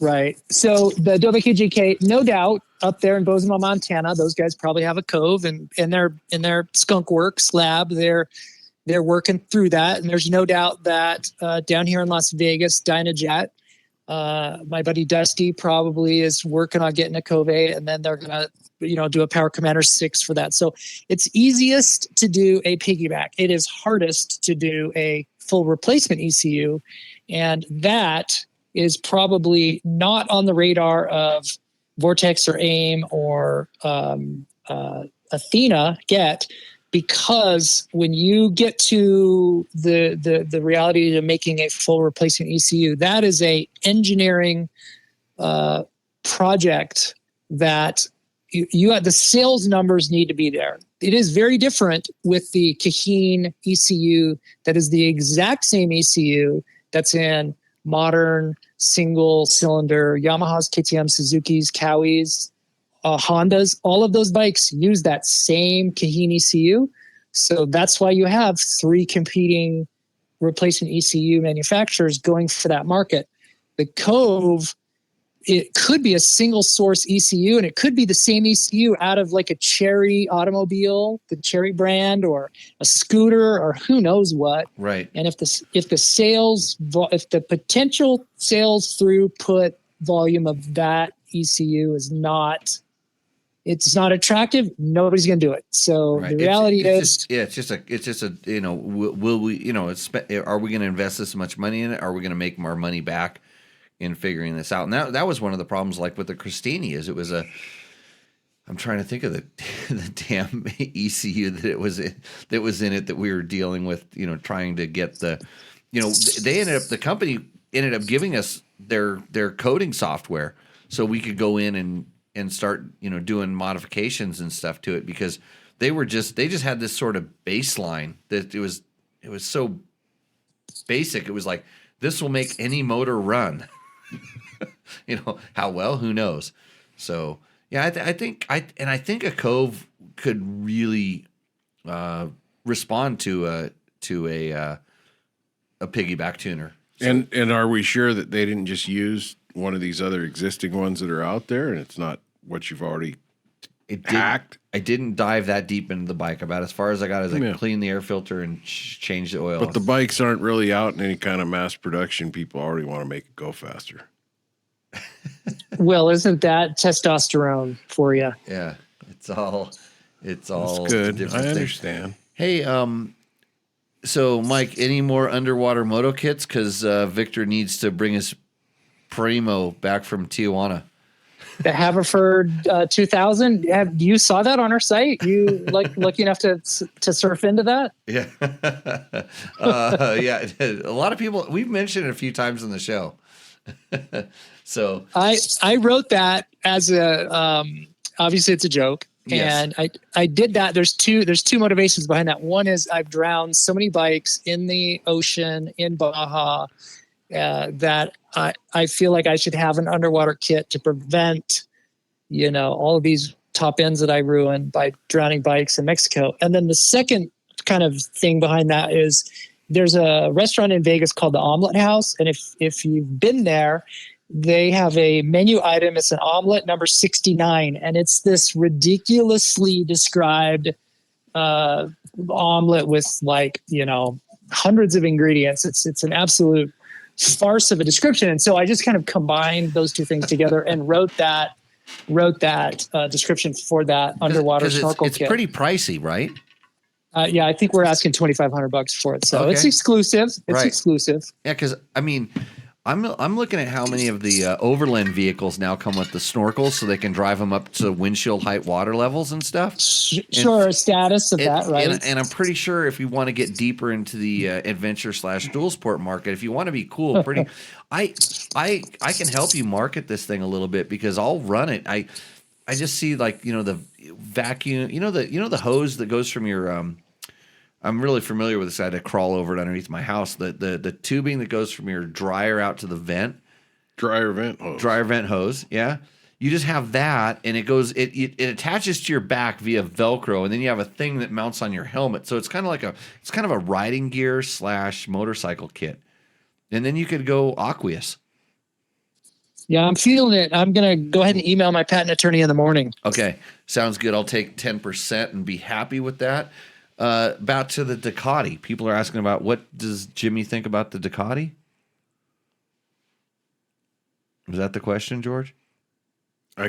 You were scrolled reading past. I'm reading the next one. Well, it says Ari the Ducati. Past local dealer made a 250-pound 450 MX in 1970. This is true. So Ducati entering into dirt bikes is nothing new. They made dirt bikes a long time ago. I have actually ridden one because when I was at Cycle World Magazine, we did some sort of a story on the Ducati off-road bike. It was a scrambler, essentially. I think they were one of the early scramblers competing with the likes of Triumph and BSA and whatnot. They made a lightweight one. So let's see. Google Ducati 450 MX Boost Shot. Old school shop, CZ Mako. I would go drool there with no dollars and let me dream. Oh, okay. So something, what do I think about it? I'm amazed that both Triumph and Ducati have decided to get into motocross. And it's kind of, I think, just like any business, they have reached a certain place where you ask yourself, how can we expand? We need to make more money. Where's our growth? And then they look at different things. And if you want to talk about, eyeballs, it's Supercross. It's Supercross and to a lesser extent motocross, and especially in the United States. When you start looking at, the only other thing that even gets close to that would be Dakar. I mean, that's a once a year, all in sort of a thing. And you're a motorcycle brand, you want to go put your brand someplace. Whether you're going to do MotoGP would be number one. And then it's like, well, that's ridiculously expensive and out of touch, but where else could we go? And like Supercross, I think, becomes kind of appealing in a dollar, cost value. And then it's like, well, then we can sell dirt bikes as well. It's a slippery slope because we've seen BMW try to go down this avenue before. We've seen a lot of brands that have tried Gas, Husaberg, other companies like CCM, Vor, Vertimani, TM, and some of these companies are still around, but they've had tumultuous times trying to do this. And so I'm interested by these companies trying to get in. I think in my guess, it's easier now than ever because we have so much.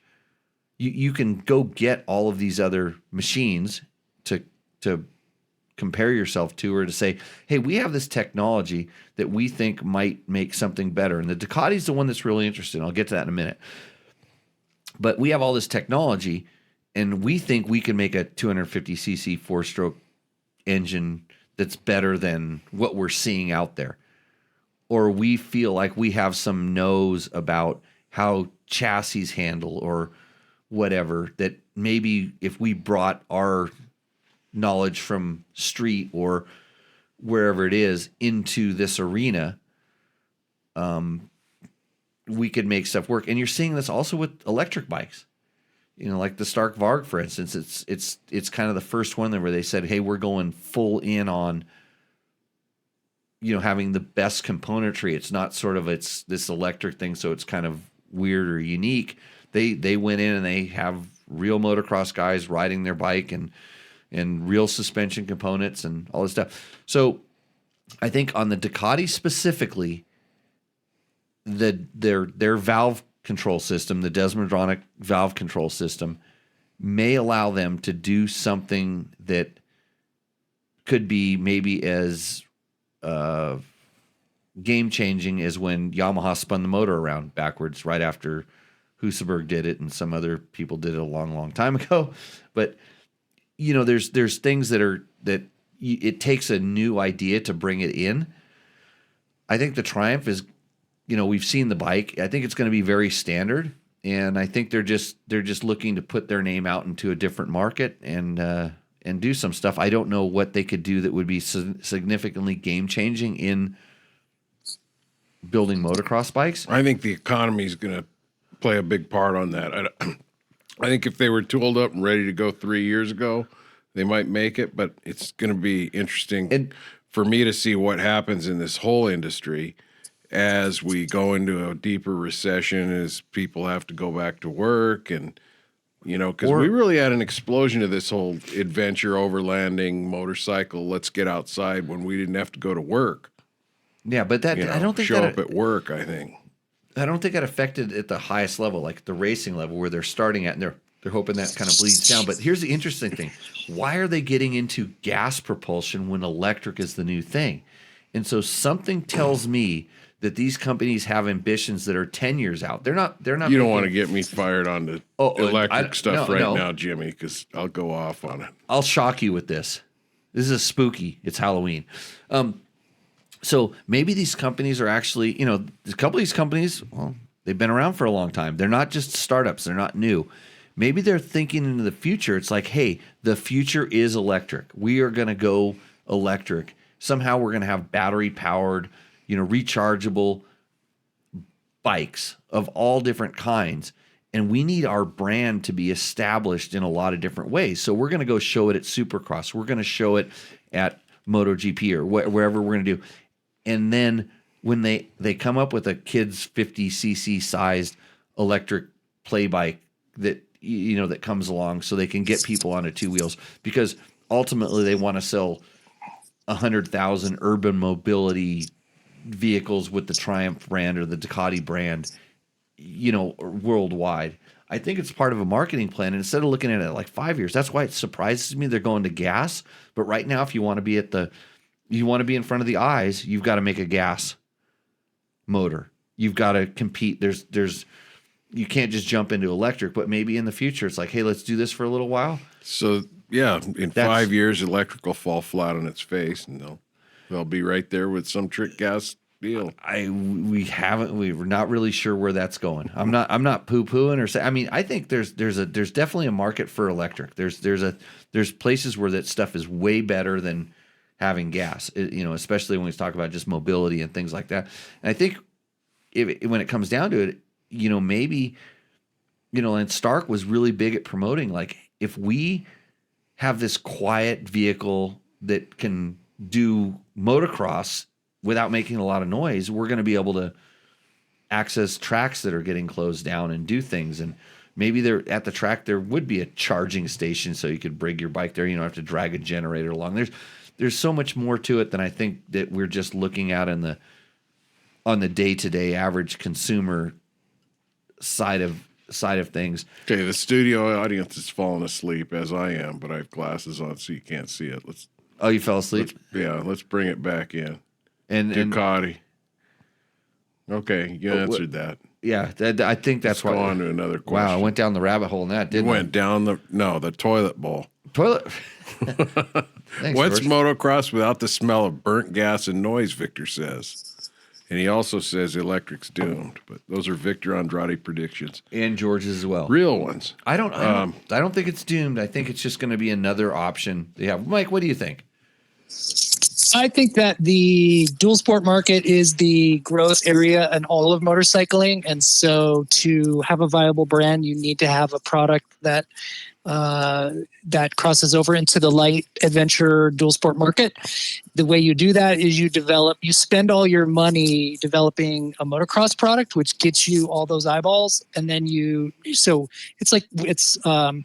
the first year Triumph's going to offer their motocross bike. And then the second or third year, then it'll be the dual sport bike. Plated bikes, green sticker bikes, those are going to come next. So motocross is essentially... Have you specifically heard plated and green sticker? They would be... Of course they're doing that. No, I have not heard it from anybody. Right. I haven't heard it officially. I haven't heard from any reliable sources, but you just have to know that those guys would not invest the millions of dollars that they're going to do in a just pure to make race bike. Just to make a race bike. There's no money in race bikes. That's not the end. That's not the end. Their next big launch is their plated, 50 state and green sticker bikes. They're making enduro bikes, and like KTM has shown, it's not that hard to convert it into a dual sport bike, and then who goes from there. So okay, that's the long game. That's the long game. Yeah, I agree. Jen Inc. says, hard to tell if it's a review or an ad without any critical thought. No perfect bike or product exists. This is on the T7. No, he's talking about the WR450. Oh yeah, review. okay. Sorry, we're on. Yeah, so it's funny because I saw that and I'm like, did we say I don't think it was the perfect bike. I've never said that. In fact, if it was the perfect bike, you would not see a how to modify this bike video where I increased the fuel tank capacity, which required a different seat. And I added and before, like I would call it stage 1, we did the competition ECU and the FMF muffler. Is that the bike I was riding this weekend? Yeah. It's a pretty good bike, yeah. Anyway, Ashley.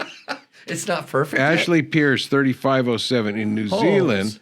The WR is street legal. I have a 23 WR 250F street legal. Great bike to learn the road on. I've had 16 dirt bikes. I'm into adventure touring now. From Ashley. So that's a statement, I guess. Yeah. And then at JDirt1982, he is making me feel very uncomfortable wearing a skirt. Skirt. It says skirt? I thought it said shirt. Skirt. That's on the WRs or something on that review? Hey, Trevor hires his own test riders, man. Okay. I don't know what Trevor, maybe it's his buddy and they wear skirts these days. I don't know what the kids are doing. I try to stay out of it. Caleb or Caleb Ledford, 4146. Who got absolutely ejected at 509? Everyone loves that green bike. I haven't ridden the new platform, but I'm in love with the Yamaha. What was that referencing? So Trevor cleaned out the entire first turn when we were doing some of the testing on the 450s, and it's in the video. So at 509 in the video of the stock 450s, Trevor, gets a whole shot, slows down a little too much, comes across everybody, and cleans everybody out. It's good. Oh, wow. Good times.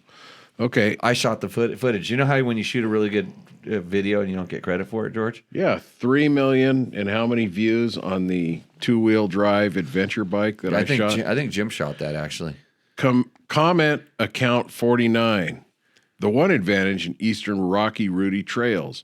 With the heavy weight, you can run stiffer suspension because there's less deflection when you hit an unexpected obstacle or protrusion in the trail. You can really hammer through whoops that might upset a lighter bike with compromised suspension setup for rough terrain. When I got back into riding a few years back, I remember looking at this bike and thinking, who would buy this?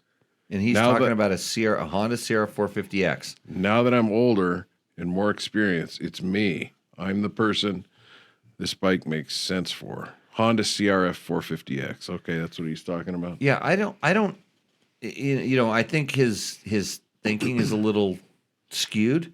He says that because the bike's heavier, he can plow through things, or it's stiffer because it's heavier. So since it's heavier, they've made it stiffer. No, they made it the stiffness it needs to be to handle properly. I don't think it's necessarily stiffer because it's heavier. In fact, the 450X feels softer than the RX and the R. Just in general, because it is heavier. It actually makes the suspension move a little bit more. Plus, the suspension settings are set up lighter, more active. But I think he would be impressed with, like I said, he got back into riding. He'd be impressed with almost anything he got on at that point. And it's just, just experience. Okay. Robin Henley, 7834. What did you change the swing arm pivot torque to? On the CR450X, I don't know the specific numbers off the top of my head, but I want to say it's like 4 to 5 pounds less on the swing arm pivot than what is recommended.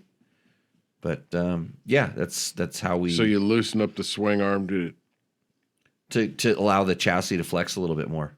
Oh, okay. So it wasn't just about so the first guy said swing arm pivot resistance. It was about the whole chassis flexing. The swing arm pivot. The tighter you tighten the swing arm pivot, it binds the chassis together. It doesn't allow it to flex. So it's you think about how it's an anchor point bolting the swing arm in there, and how much tighter it is. It actually would twist the frame as opposed to twist the bolt, as opposed to allow the swing arm to move just ever so slightly. There's a lot of stuff going on in there. Did we lose Mike, or did he just stop moving stuff in his closet? Nope, I hear it again. Yeah. He's still moving I'm here. stuff. Okay. I'm here. He's still Just he's still checking. thinking about electric bikes. He's on. Thought I heard you snore.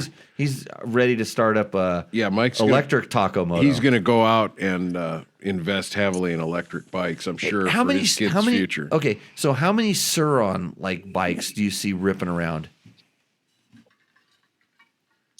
Hey, I don't want to talk about that. I want to talk about your. I want to talk about. No, answer my question first. I've seen them in my neighborhoods out here. They're everywhere. Once a week, I see one easily. Okay. Maybe twice a week. Okay, I just want to tell you that they're everywhere, and in 5 years, when all these kids that are totally used to riding those things, not 5 years, in 20 years after they. Have had a couple kids, and then the kids go off to college or whatever, and then they want to get back into it. Then they go, well, I had an electric bike. I'm going to get another one. Yeah, you know what those things are going to end up like? All those little red bikes you see in the big cities, those scooters, they're just going to litter your neighborhoods, your cities, and they're just going to become trash on the side of the road. What do you think about that one, Victor? Chris Real's popping up on the chats too. Right. Well, he comes from a very strange. Okay, Mike, I'm on to your question now. What do we need to do?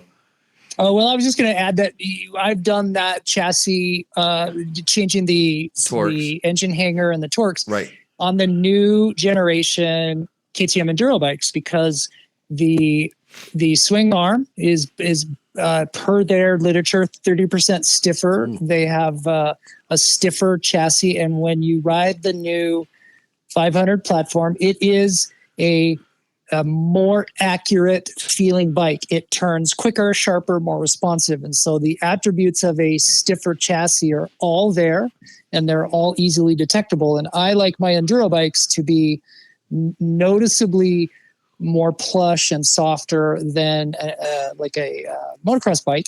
And so the Husky and KTM enduro bikes respond very well to so far in my tuning and experience, 10%. So I derated the swing arm bolt, the rear axle bolt, and then the engine, the 4 bolts that hold the engine. 2 are through bolts, and then the 2 engine hangers. All of those derated 10% under book spec, and that's the sweet spot. That really, really made that chassis feel a lot like the older chassis, but just more comfortable, a little more plush, especially when you're sitting. And then I'm going to experiment when I turn that bike into more of a light adventure bike by loading it up with a big tank and Moscow bags and weight and camping and all of that. I'm going to experiment with them still derated at 10%. And I think that my theory is that bike's going to feel really soft and wallowy and Cadillac-y. And I think I'm going to then at that point put them back to factory spec. And I bet you it'll take all that away. So yet to be determined. There we go. Solid advice. Hey, and I totally agree with you there. It's funny because something as simple is like putting a big tank and a one bigger countershaft sprocket can completely change like the way that a bike feels. Like you can take a KTM 500 and do what I just said. Big tank, 5-gallon tank, big countershaft sprocket. and it all of a sudden turns into like an XR650. It just lazies the bike out to a certain extent. And it's and the other thing to play with is leaving the torque high on the lower front engine mount. Just that one specific one. Yeah. That like if you loosen them all, but if you Is that a little too much, you think? I've done some stuff where that one, if you keep that one in the front lower one tight, it allows it seems like that one, if you loosen everything, the bike can actually go from you can lose, like you said, precision. You can lose some of that chassis rigidity, but you also lose a lot of precision. But if you keep that lower one tight, sometimes that helps. But it really depends on the bike. Okay, that's a good tip. I'll go back and do experiment. I'll retighten that one to factory spec and see what that does. Yep. So Victor says you can use the Suron motors to make wind generators. Then the grid fails from charging so many Teslas. So when the grid Prius. fails, we'll use all the Surons. the Suron motors to make.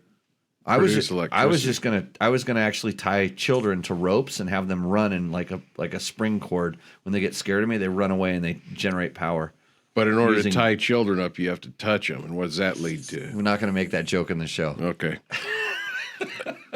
Asher Leto, 3801. I try your WD-40 tip. I don't know what I that try tip your was. WD-40 tip. The only thing is I can count the amount of times I wash my bike on one hand, and I have had it for almost 4 years. I think you might have been talking about cleaning bikes and some kind of mud caking on the bikes, and you mentioned WD-40. So Jim said I fenders could or start my something, I truck don't with know. WD-40 today. Did he? Did you really say that? Yep. He's a wealth of knowledge. You went to the what was the show? Connex. Because he didn't have any starting fluid, did he? No, I had starting fluid. I had ether. Okay, and we're talking about a gasoline Dodge Hemi truck. Right. He said it would help out. And did it? We didn't use it. We had ether. Oh, I have the sneezes again.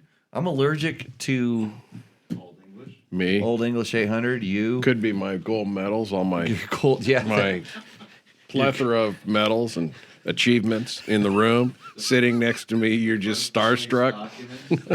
Documents with your name on them? Yeah, my documents. I should support. definitely be more starstruck by your presence here on this show. I really should tell everybody how nervous I am that I actually get to invite you in. You to don't the know show. half of what I've done because when we're together, I don't talk about myself like you do.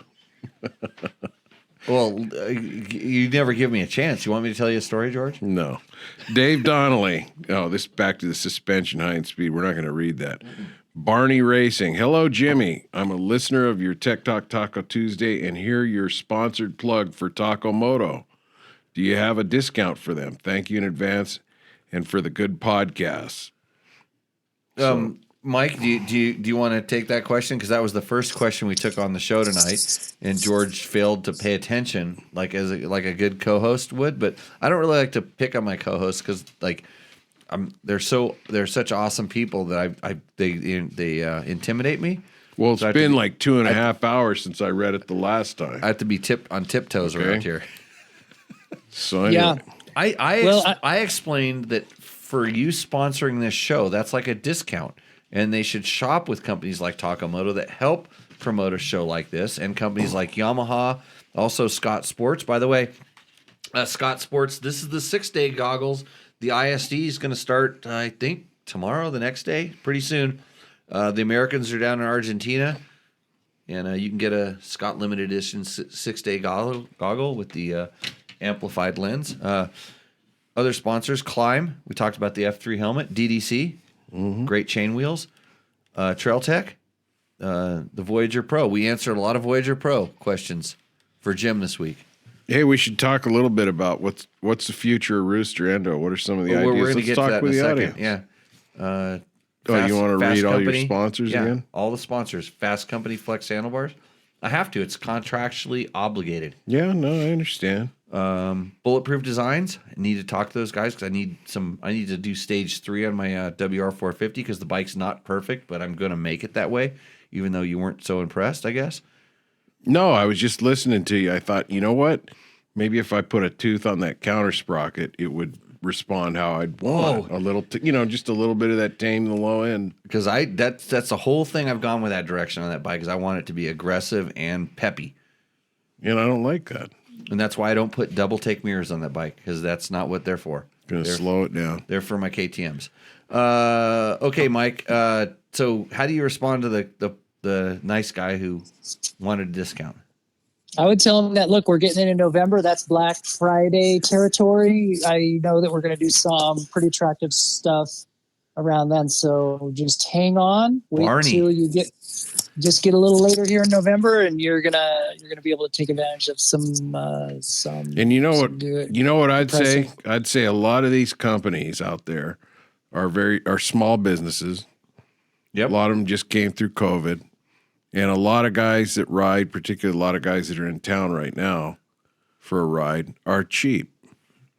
And you know what? Step up to the plate, support some of these companies. Don't always ask for the bro deal. Just buy from them, support them. They're trying to feed their families and everything else. And, people like to feel good about deals, but make them feel good. Is it like that I made you exclusive up on the screen there? Yeah. Hey, George, that's actually a really valid point. And I have this conversation with people all the time. And I say, look, I understand it's important to save money on parts. And there's only so much money that some riders have because they have jobs and families and competing interests for, scarce financial resources. Like, I get it. I totally understand that. There's also another counterpoint to that, and that is long-term support of the sport and keeping riding areas open and being and shopping with people who are ambassadors for the sport. For example, when you buy something from Amazon, I never ever see in Utah or Colorado or anywhere where I ride where there are marked maintained trails, a sign that says this trail maintained by Amazon or Jeff Bezos or anybody associated with eBay or Alibaba.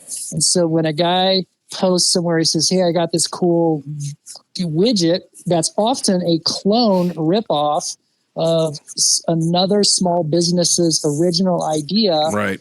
I got such a good deal on that. I just kind of have to shake my head because, again, to make that point, often it's a Chinese clone of a legitimate product from a small business, and that's kind of point one. And then point two, never once have I seen eBay sponsor a race, a ride, a rally, an event, or a trail, whereas you have companies out there that do that.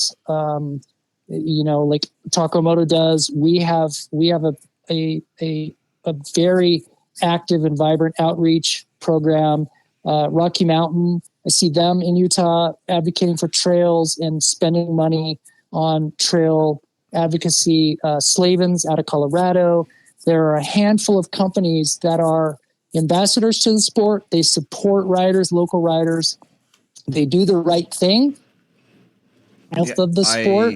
I couldn't agree more. And when you can support this show by going through our Amazon links. I don't want you buying your motorcycle stuff there. I want you buying your big screen TVs, all the stuff you can't buy in the United States. Waterbed heaters. What else can you buy? Buy some spoons there, some plastic tumblers. Yeah, all that stuff. Jerry's book, Jerry Bernard, our good friend Jerry Bernardo's book, is on Amazon also. I can move it over here. I forget which way to go. Since it's Halloween, this will give you bad dreams, so you should do that. And there's a lot of small businesses that are graveyard miss, by the way. I'm sure use Amazon because they just have such a broad reach and a search. They use it, but my point is, don't always, call up and beat up these poor guys to save a couple of bucks on something that you don't really need to have to. The motorcycle industry is such a bro deal. I want to be sponsored sort of industry, and I mean, it's always been that way. I remember when I was a kid, you always wanted to quote get sponsored, and you would get sponsored and you'd get 10% or 20% off, and you start getting used to this, and then it's just out of habit. You almost ask for this sometimes, but then, it's a point where you think about what you're saving, and is it really worth it in the long run? If some company, because I've seen companies chase their tail trying to match some other sponsor or, gear companies that they would build sponsorship programs that initially were designed to get their gear out there, but it ended up costing them so much that their gear was out there, but then they couldn't afford to make any more gear. I'm not saying never ask for a discount or a deal or whatever, but pay attention. Pay attention to it. Don't feel obliged to get it. I always say support those that support your sport. I mean, when you have the opportunity, when there's a decision between A and B, and A supports your sport and B doesn't, think about that. Really, really think about that. And I'll just tell you straight up, the sponsors of this show, the people that help us out on this show specifically, and there's other podcasts and other things and other, racers that are sponsored by companies. If you like that racer and you want to get that, what they're using, that's great. Use that, let the company know, because they're out there. They're really, the reason they're sponsoring, the reason they're doing different things is they're trying to, get some promotion out of it, but sometimes they don't even know where it comes from. That's a good thing, I think, and you can speak to this, I'm sure, Mike. I try and tell people, hey, I heard of you from this, or if I go to one business and they don't have something I'm looking for and they refer me over to another business, similar business, I go in and I say, hey, such and such a company just sent me over there. You probably got this part or something. And I think people appreciate that, and everything works better, and gives a poor guy an idea, who's reaching out to people, who's just a decent person, I guess. So. Yeah, it definitely, anyway. Like I said, it helps. It kind of just helps everything go around. And there's people that'll just take advantage of everything, and there's other people that genuinely, want to support what they're. In this industry, I've been in this industry for a long time. I relate to the people that have been into it for a long time, generally because they love what they're doing. They love riding. They love the sport. They're passionate about it, and. I've seen people come in and can get rich real quick, or they think they can, and then they realize maybe I got in the wrong game. I don't know. Well, and some do, and they leave, and they leave a bad mark a lot of times. Right. Hey, Steve C. in the chats. Did we have a Steve in the class this weekend? Obviously. Yeah, great class this past weekend, guys. Thanks for all the help and knowledge. I'm still processing half of what I learned, and can't wait to get back out and use some of it. Awesome. Hey, Mike, I'm thinking about getting those wheel weights. Can I get a discount? You want the bro deal? Is that what you're? Yeah. So he explained the bro deal. Do you know what a bro deal is? I'd like to hear what your version of it is. A bro deal is where both parties get completely screwed. Hey, let's do a bro deal, and no matter what, you're both gonna come out. You think it's a good deal, but it's gonna make more work on the back end for both people. So at that point, I just go, I'll just pay full price. I don't want no bro deal. I'll get no problem. Yeah. So we get people who will, ask every now and then for a deal. And I tend to think we don't price match. And if somebody, has a huff and a puff over that and goes and buys it from somewhere else, I guess I'm okay with that.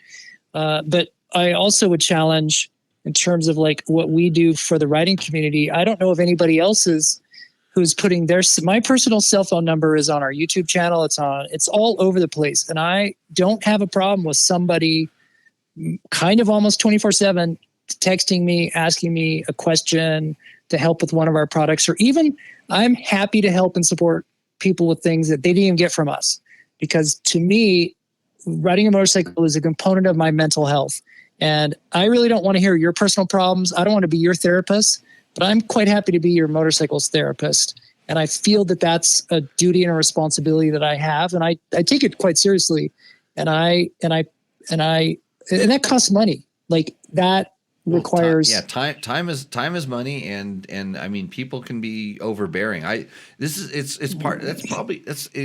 going off the rails here. We're going off the rails because I'll tell you, like, the reason I do this show is for the exact reason he was just You talking do about. the same thing, Jimmy. You do the same thing. That's why I like you so much, is because I feel like you have the same goal. I limit my time to a couple hours a week. Like, don't try to call me Wednesday morning and ask me, hey, I heard you on the show and I was going to ask you this question. I'm like, we should ask it on the show. And that's George. George calls me on Wednesday morning and does that.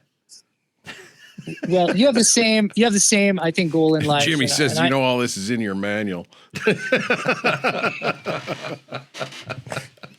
No, you guys are good. You're giving something back, and you're doing what you enjoy. Hey, maybe when you get the text, that's the first one. It's like, are you sure this information isn't in your manual? So if you're out there listening, everybody text Jimmy and Mike with a stupid question now. Hey, when you've got a good question, here's the cool thing about a good question, and Mike will agree with me, I'm pretty sure on this, is when you get a good question, you learn something. I learned something from it. I learned how to think about it differently, or I go, oh, that's interesting. And then on your side, you're thinking about, like, hey, how can we, as a company, offer a solution for this, or a thing like the wheel weights. Like, we went down a deep dive on, at hour one of this show on counterbalancing your wheel, wheel weights. And it was something I didn't know you did. And now I know. And like, how did I start it? Like, I don't balance my wheels. Guess what I want to do now? I want to balance my stinking wheels because it's so easy. And because I know it helps, but I don't think it helps that much, but I know it helps. And like, well, every little bit helps. And then George told me I'm going to get more traction. And I'm like, I like traction. So. Oh, I had a good fix for you, huh? You put that throttle, you changed that throttle on your Tanneray. Yeah. And I'm riding this thing around in class, and I go, there's like extra slop in the line. Yeah, slop in the line. And then I was kind of thinking about that through my head, depending on what the characteristics of that first little bit of slop could make a difference in taking that out of there or not. You're right. And yeah, you're open enough minded to listen to something like that out of my mouth and process it and go, okay, I kind of agree with you. Well, you have a gold medal. It's up on my wall now. Is that staying here? Or are you going to take those back to your trophy It's hard cabinet? to say. Everything I've dropped off here could leave at any time. So, hey, Taco Mike, you know what? We answered so many questions, and everything went off the rails so much. We have neglected Roosterendo yet another time. But I think there's some exciting future in the Roosterendo thing we got to all talk about. There may have to be some alternate prizes, some door 1, 2, or 3 choices where you may win big or you may get the wah, wah, wah, wah. Or on the up end, you could get the what? Well, Jimmy, whatever you have in store button. for Roosterendo, I think it's going to be awesome. And I'm excited to hear. Hopefully I hear about it just at the same time as everybody else. Well, no, I'm gonna talk to you about it because we want to make sure it's good for our sponsors. It's got to be good for the audience. But I do really appreciate the support and that. It was kind of a last minute segment. I remember when I called you with it, and I'm like, hey, we want to do this. You're like, yeah, I'm all in. And I'm like, I didn't even know if it was going to work, but it did work, and we'll keep it going. To the people that did send in submissions this week, I did get those submissions. They did come to me finally. And here's the one challenge.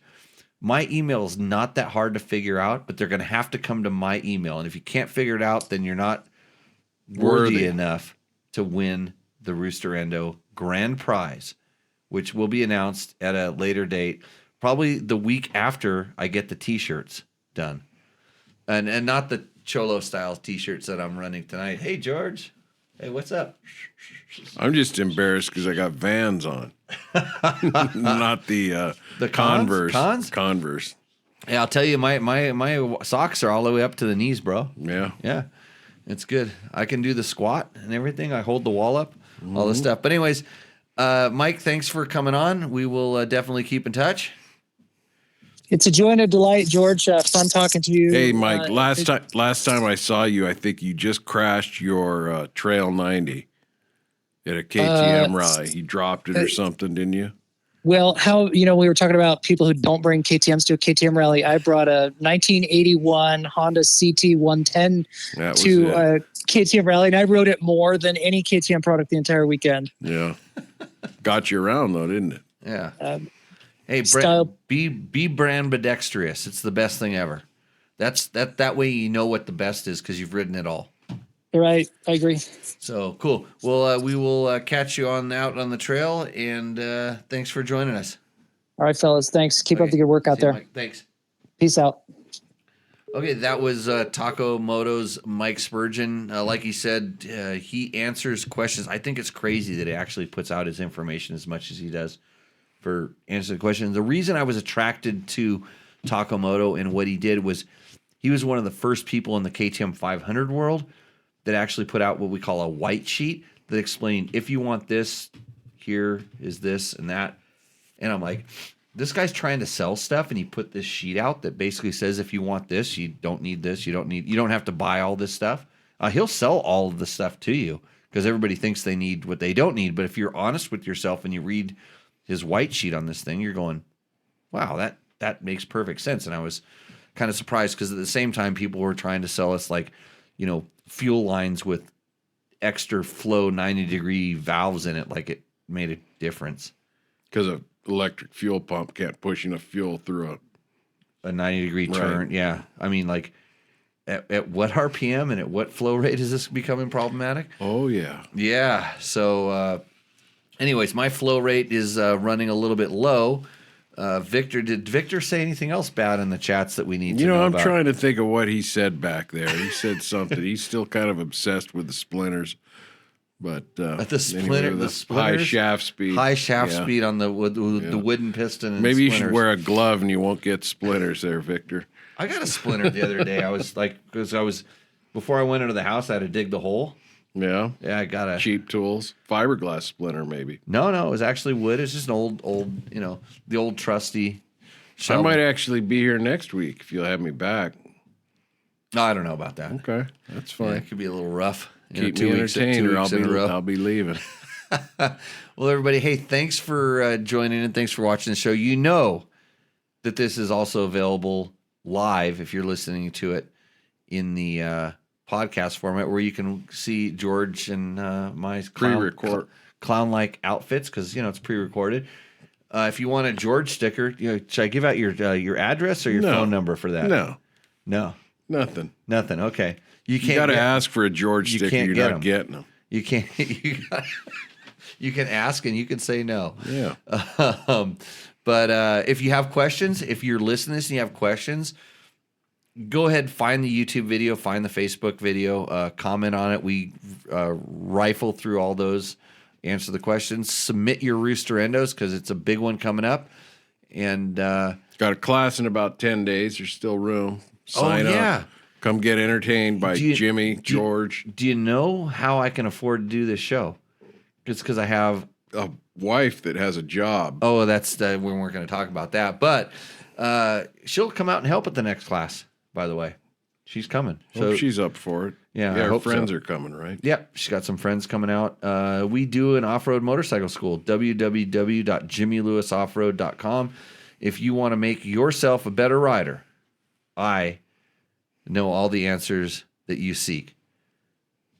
Okay. Am I true? You'll give answers. I'll answer any question that you have. You'll have an answer. I'll have an answer. It's like you're sitting in the studio, just like Jim is here tonight. You're sitting in the studio, but we're at the class, and you can ask me any motorcycle question that you need, and I'll answer it. And it's just like private Tech Talk Taco Tuesday, except you're going to be a better rider at the end of it. Door number 3 might be a chance to sit where Jim's sitting for 2 hours and be part of the show. Yeah. So, anyways, hey, if you're riding in the desert this week, or just any time, be careful because it's changed. Things have changed out there with all the water. Oh, you heard? Through. Well, I heard that Joel rode every road and it's all better now. Yeah, probably. So be careful. There's actually a little noob riding event. I don't think this one is noob. It's just a Pahrump Rider Rally. Yeah, it's on Adventure Rider, and he's Yeah, Yeah, it's called the Perump Rally. It's a good thing. He collects money and gives it back, you know. Yeah, and he does give it back. He really does. Valley of the Dirt people, by the way, Perump, welcome to Valley of the Dirt people. Sorry about the sound at the beginning of the show. I don't know what happened there, and I'm going to try to... And the sound at the commercial break. Oh, well, The that's... live mic stuff, that's hilarious. You know what? Here's the... So everybody thinks I just pushed a button at the end of the show. No, I have to download and record things, and somehow... There's a computer over here on this side that updated and reset, and I don't know about any of these settings. Like, I'm busy, like, crawling underneath the house trying to figure out how to fit my belly through the mud that all the broken pipe. Did I tell you how much I liked crawling through the mud today? Yeah, you did. Yeah. We digress. Look, they're checking out, Jimmy. They're dropping fast. You better just cut it off. Great show. My clickers are full hard. Live mic. Okay. Yeah, we'll shut this show down and go live. But anyways, with that, everybody, we will... hold on, I got to put the thing... Hold on. You know, we've been doing this for 200 shows, everybody. That's really important. This sound is one of my favorites, and we'll see you out in the trail. Cheers. Don't say shit. It's probably still going on. Oh, you're still live. Don't worry about it.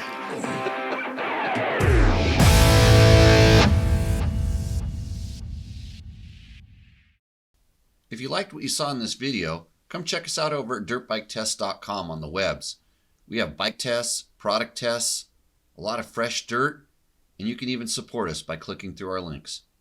Hopefully, we'll see you out in the trail.